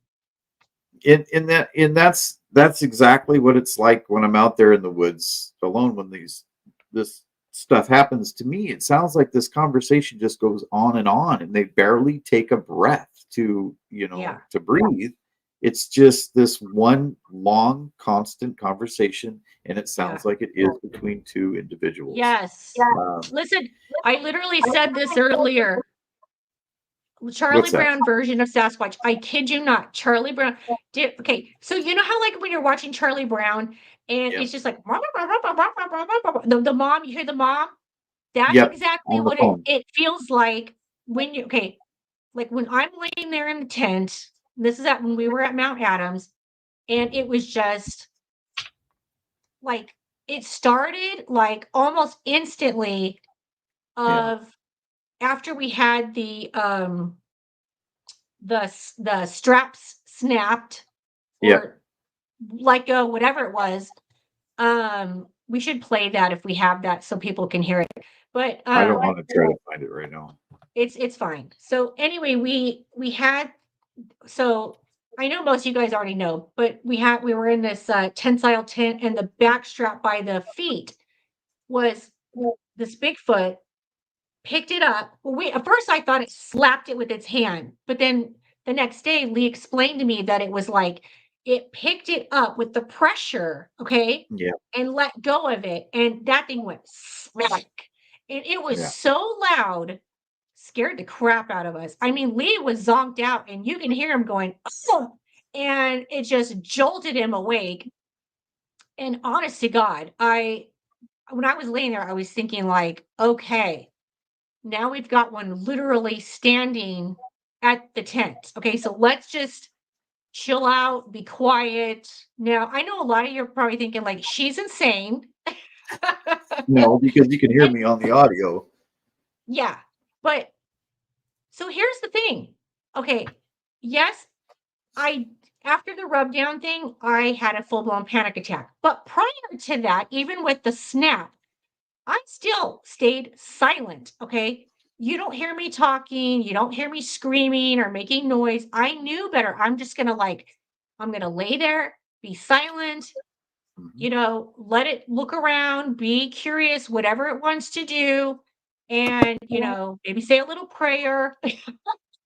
But Under your I breath. did yes, silently, because I wouldn't let Lee talk to save his damn life, because the whole time he's trying to talk, I'm like, like Yeah, she was I'm poking literally me, threatening jabbing me him, in the shoulder. I'll super glue your lips, And Mhm. so he's wanting to like lean in and chat with me, and I'm literally poking him, going, "Be quiet," freaking out. And Uh-huh. it's just in that moment, I'm just thinking like, we just need to like lay still, be quiet, let it do whatever it needs to do and it's with its curiosity, praying to God that it's just curious and not angry. And I never felt that it had anger towards us. I really never felt that. it never growled or it never did that. Like everyone's always saying, oh, it has this guttural yell or scream or growl or whatever, where you feel it in your chest. We never heard any of that. Okay. No, not So like that. now, if it had done that, I probably would have crapped myself in the tent. Okay. Because at that moment, I'd be like, oh, yeah, we're dead. We're dying right here. This is it. Say goodbye to life. Give me a kiss and we're goners. But we You never did heard pee. that. You did Okay. pee in the This tent. is true. This is true. That saying, it scared the pee out of me. Well, it Uh, scared the pee out of me. I full blown yeah. had to undress and pee in a Ziploc sandwich baggie. And even then I was a mess. Yeah. So judge me if you want, but I let ain't me see if judging. you can do it without peeing yourself. Yeah, it was crazy. But yeah, I never, even like I said, even in the moment of like the whole panic after the whole rub down thing, like when I finally calmed down, and now I'm gonna tell you, it took me a long time, hours, that my body shook uncontrollably, and I still laid there knowing I need to remind myself where I'm at, what I'm doing, to be quiet, don't talk, don't scream, don't react. Yeah, you just, over the years you learn what to do, what not to do. And I would say, even in the most terrifying moments of my Bigfoot experiences of my entire life, I still knew to lay there and be quiet and Yeah. be still. So you just have to know to like not react badly. You don't want to grab a gun and start shooting, and you don't want to unzip and run. Yeah. So that's what prey animals do, Yeah, right? They run, right? So who that's does? not something that you would want to do. Prey Yeah, animals. yeah, yeah. Um, Well, let me Another tell thing you is, guys if you're something. inside a tent, what I was saying is, if you're inside of a tent and Mhm. something happens on the outside of the tent, like a possible Bigfoot, the last thing you want to do is just start shooting through Oh your no, tent at no. something that you can't see.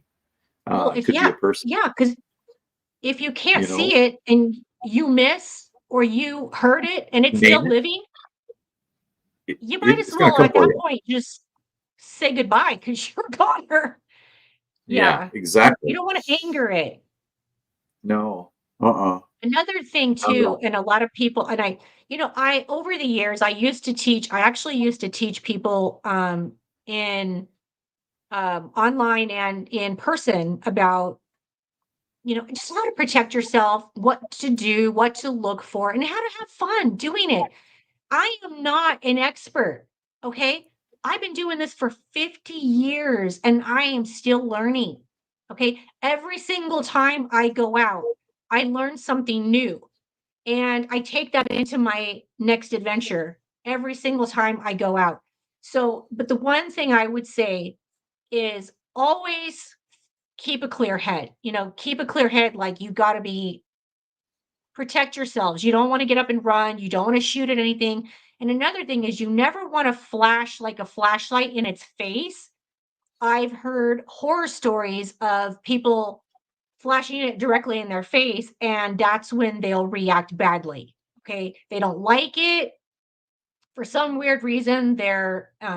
I don't know if they're threatened by that or they think it's something scary. I don't know what it is, but they will sometimes charge. Yeah, I've heard too that you don't want to look them in the eye either, because that can be considered, um, Yeah. a threat, or that you're trying to, Yeah. you know, Exactly. engage, I negative way. actually have a question for everybody on here who is watching. If Lee and I ever decide to do like a weekend event sometime, maybe like, I don't know, next year, I'm thinking next summer or something. But if we ever decided to do like a event, like a Bigfoot weekend, would anyone actually want to go out and join us? it's something I've been thinking about and I've been wanting to do. I was actually planning on doing that a couple years ago. We talked about Yeah, this a couple years ago. Yeah. you talked about doing it actually this summer, and that kind of fell Yeah. through. But Yeah. Yeah, we did. Yeah. But it's definitely something that I would want to do and take people out who have an interest, who want to learn and have fun. And it's really honestly more about getting out there, camping, enjoying your time, but also doing a, real like Bigfoot adventure where you're going out and you're learning and you're looking and researching and it's not rocket science. It's a lot of fun. But you do have to understand that if you're interested in going, it's all about safety. You stay yeah, together. We never go off by ourselves, and we're not there to harm anything. It's all about respecting their space, but having fun. And but anyway, yeah, I've been curious for a while if anybody would be interested in doing that. Yes. Connecting to the earth. That is the first thing I do when I get there. I did that with Lee this last time. I very much am about taking my shoes off. I walk around on the earth with my actual skin to the ground, and I very much mentally connect not only with earth, but I also connect with the Bigfoot that are around. And I tell them, like, I'm here, I'm ready to connect. And normally I'm not very cocky. I'm not like that type of person. But this last time we went out, I did say a couple of things. I think maybe I got a little cocky in the brain where I was like, I'm going to show uh-huh. Lee what a badass I am. Oh, she's And bad. that bit me in the butt. Okay. Yeah. They were like, girl, okay, you shouldn't have said that. We're going to come in and show you. And they Yeah, did. they But did. yeah, I mean, listen, it's going to be, if we do this, it's going to be basically, 2 or 3 day event. It's not, Yeah. um, it's fun. It's about getting together, connecting, having fun with people who have a real interest in going.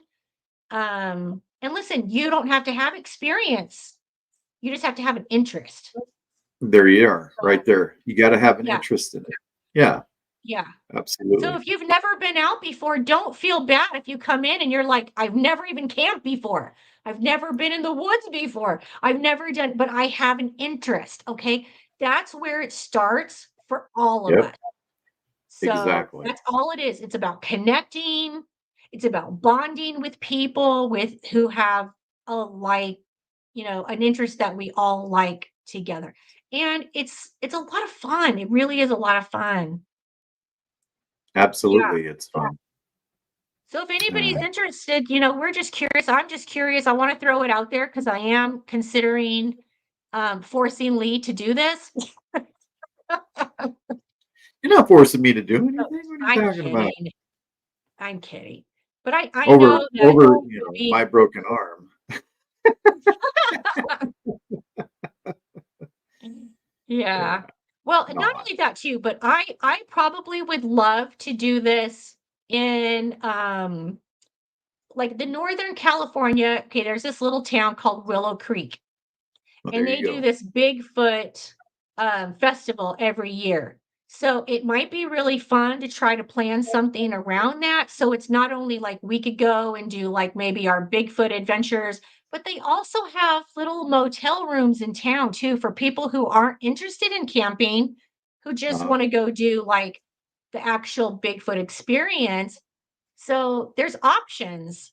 So anyway, this is what I've Mhm. been doing this for years. And if anybody's, even remotely interested or has that interest in their life, and you just want to go out and have a good time with me and Lee, let us know and we'll plan something. Well, this is it right here. We're going to be Yeah. bonding naked in the woods like Furbies. How did you know? No, You guys want to hear that's a not really happening. funny story? Okay. People So don't want to see my belly. let me tell you a funny story about okay, so this was probably about 5 years ago now. But anyway, shot a TV show and for A&E about 5 years ago. And it was called Stark.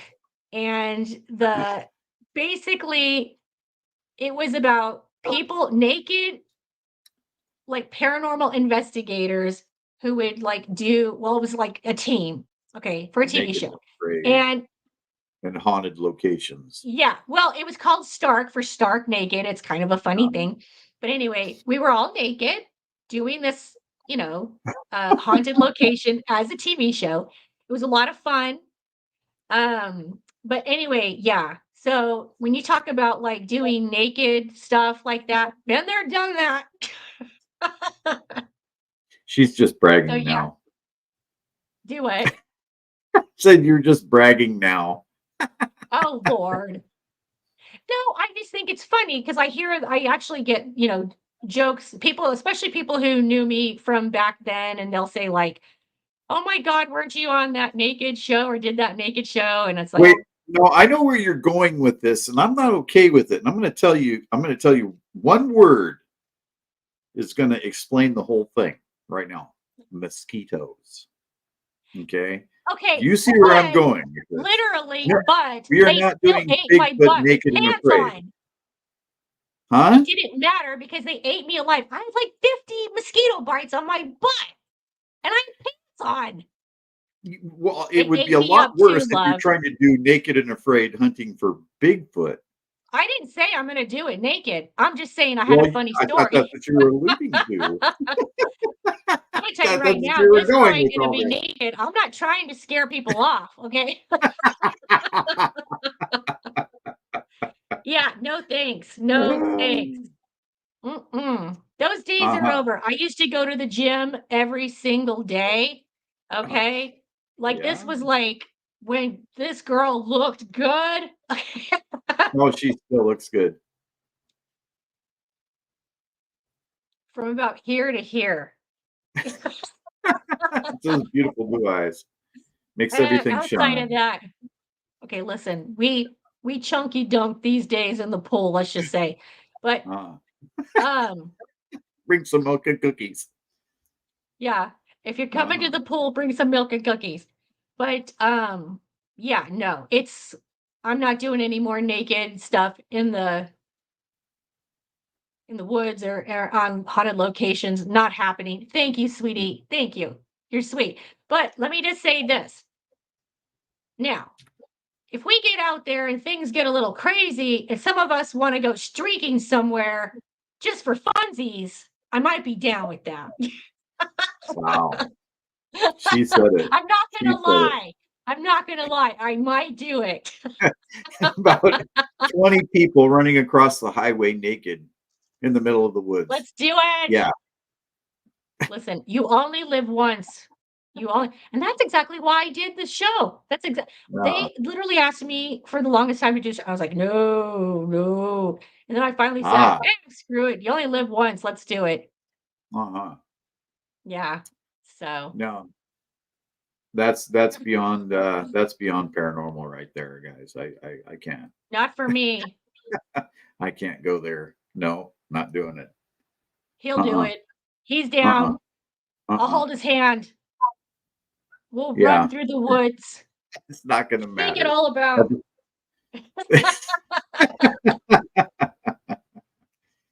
Yeah, it would get It'll be Sasquatch's fun. attention, that's for sure. That it would. But Listen, not the it's kind of probably gonna attention go. This is gonna be Bigfoot. I remember those butt cheeks. Yeah. Yeah. We're not doing it now, Adams. We're That not was doing it me. anywhere. Come on, live a little. Live a little. Yeah, she's No. the protagonist on all this. I'm not down. I'll do it. Yeah, yeah. I'm sure she's going to want to talk to me after this. Okay, so. Yes. But no, yes. we were talking about the whole thing with Bigfoot and them making noises like all of this, with the cars and the horns and all the crazy stuff and the different animals. And with people's voices and everything that they can do. I wonder if a lot of this stuff doesn't, happen to those people, like what David Politis says, where they have people just disappear. Maybe Bigfoot is calling to people and they turn to go into the woods because they heard something, a baby crying. Even, I've heard about this a lot too, with Yeah. babies crying in the woods and Mhm. and people screaming in the woods, and people are going to investigate and then disappear. So, I Mhm. mean, a lot of really strange things like this happen in these areas where there's Bigfoot. What's going on now? You guys are trying to Nothing, I'm sidetrack just me. laughing. I'm trying to get us back online here, and all you want to I do is have. know, and that's boring. You're boring. Oh, come No, on. I'm kidding. I'm kidding. No, I'm just laughing. I'm just laughing. Everybody's making funny comments, and it's just funny. Um, you can't go down. You can't go down the naked and afraid Bigfoot line and then think you're gonna reel that crap back in. I'm trying Okay, to reel it you're back in. I'm trying my you best can't. here. I mean, you at that point you're You done. know what you've done? What you've done, Jackie, is you've soured the show for tonight, and we're going to Oh have to no, start back lovely. over from No, the no. beginning, Let's take a vote right like now. Are you on having fun Friday. Next. or is Jackie making it worse? Oh my It's a gosh! fun Right now, bunch. I don't know what is wrong with you. I'm trying to have fun, Get on but I'm not the running fun around. bus. I told you. You're driving the train, I'm driving the fun bus. Uh-huh. Uh-huh. Short bus. Yeah, yeah. Anyway, He hates it it's when been I a go blast down the tonight. rabbit hole. We've had a good time, guys. We have just fantastic. Oh, wait, Yeah. hold on. Hold on. Wait, hold on. What Thank now? you. No, I'm What? showing you. Look, I'm getting all the thumbs up. Doesn't mean they're Or thumbs up for you, Buckethead the girl. third. Hold on. 1, 2, 3, 4, 5, 6. He gave me 8 thumbs up. Yeah, you can't Only take it. You can't Spider take has. it too serious at that point. You're gone. You're dunzos. And then people. Oh, Deb, thanks for the love. Oh my gosh, you guys are Thank you so very sweet. much. Yes, thank you. You guys, that means so much to us. Thank That does. you. That's awesome. That's Oh, awesome, guys. We appreciate it. We appreciate it. you guys are very sweet, very kind. I know some of you guys jumped on later than we were talking Normal. earlier. Um, Yeah. just to kind of give you guys a heads up on like what's going on behind the scenes right now is, Yeah. Spaced Out Radio is actually kind of doing like a revamp. We're refurbishing and, redecorating and, you know what I mean? So we're creating new videos, intros. We're making like new t-shirts. Our swag is growing. We've got some really, really awesome stuff that we're all like behind the scenes, like we're working away late at night. And we're just trying to like, give you guys some new and exciting, fun things to come and enjoy and watch and see. And it's really exciting stuff. We're working hard at getting stuff done and we're being super creative but we're having a really good time doing it for you guys and we really are doing this for you guys so you feel like we're moving and grooving and having fun but it's exciting and new and we're not sitting stagnant. We're looking for new radio stations to enjoy sharing what we do and we absolutely just love you guys. Like, Yep. without you, we're nothing. And, we love that you come on and you enjoy the show with us, you interact with us. Dave is literally on a 2-week break. Mhm. Now we're probably about another week because we've already been 1 week off. 1 But week now. Dave and Rob and actually Lee and I are the only ones doing, I believe, unless Jessica might be. Jessica is too. She's doing her stuff. Okay. Yeah. Mhm. So Element 115, obviously with me and Lee. We are doing our show every Friday night. We're not going to take the break off of our show, but everybody else who's not doing their show right now are working their tails off.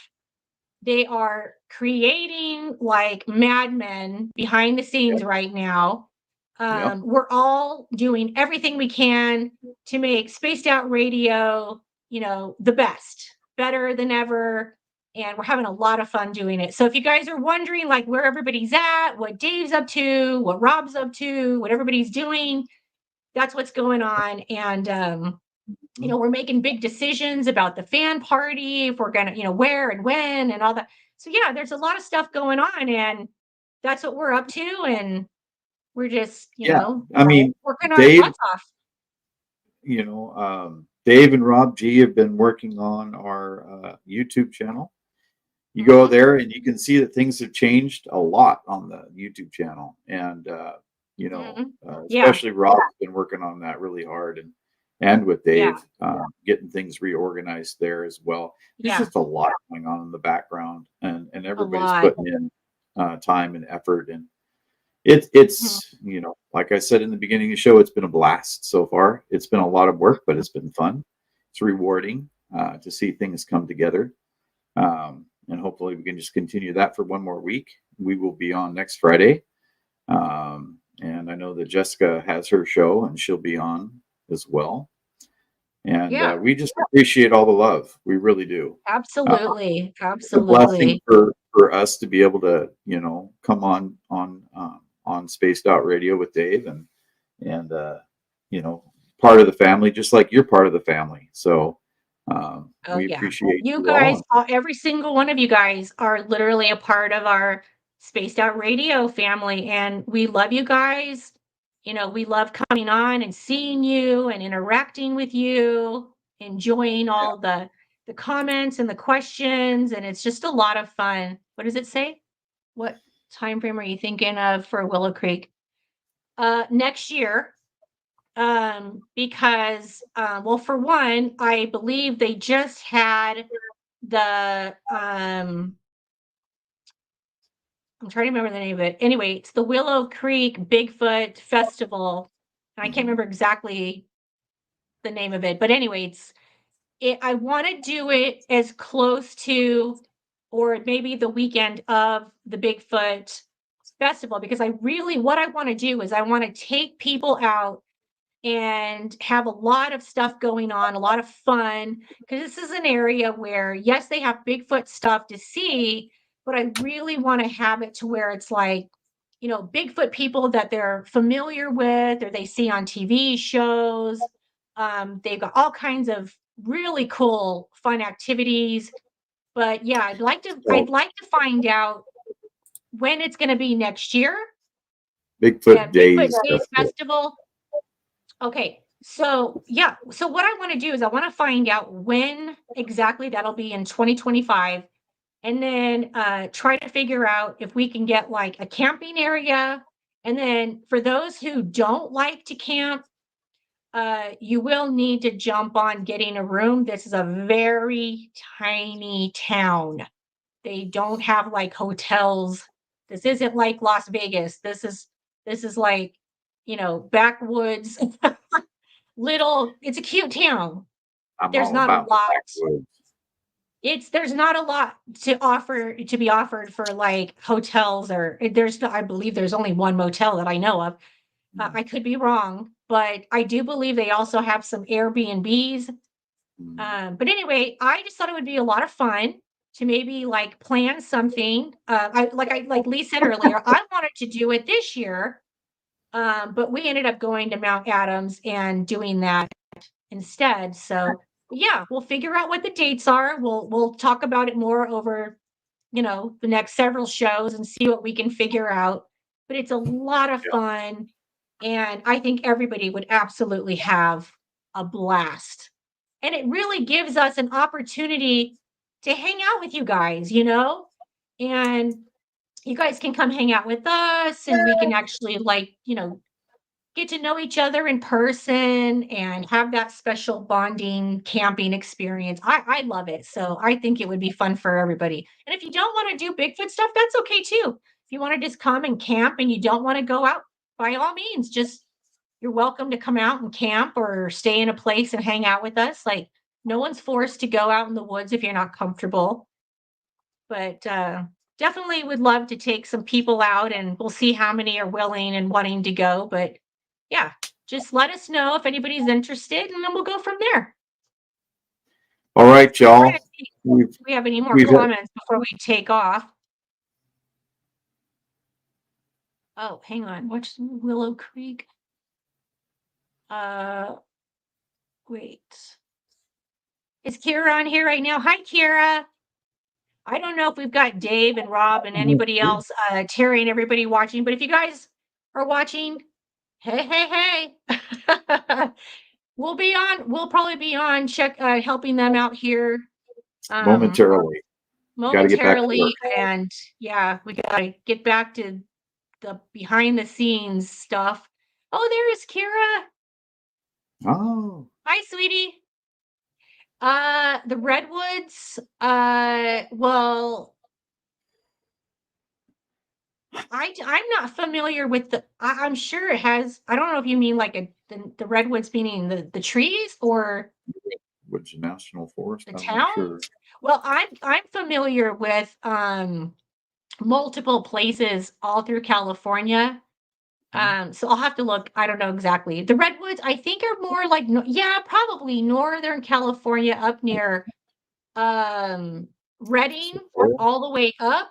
I think that is redwoods. So yeah, I think it is. Sequoia. Sequoia National Park is more Central Valley.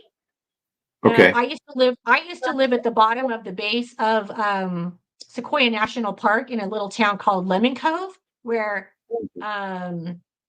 Three Rivers is just the town above that, and then you go up the mountain to Sequoia National Park. But anyway, you guys, thank you so much for joining us. Thanks for coming and hanging out with us tonight. We hope you guys had a great show. Lee, those were amazing stories. Thank you for sharing that with us tonight. Of course. And then we'll talk about what we're going to figure out for next week. But next week, it'll just be like, whatever we both have going on. I've got some really crazy, weird stuff going on in my house right now. So maybe we'll talk about some of that as well. Yeah. So, yeah. We may. So, but anyway, all right, y'all. Thanks, guys. See y'all next week. Have a great night, everybody. Stay safe out there. Bye, guys. Let's see.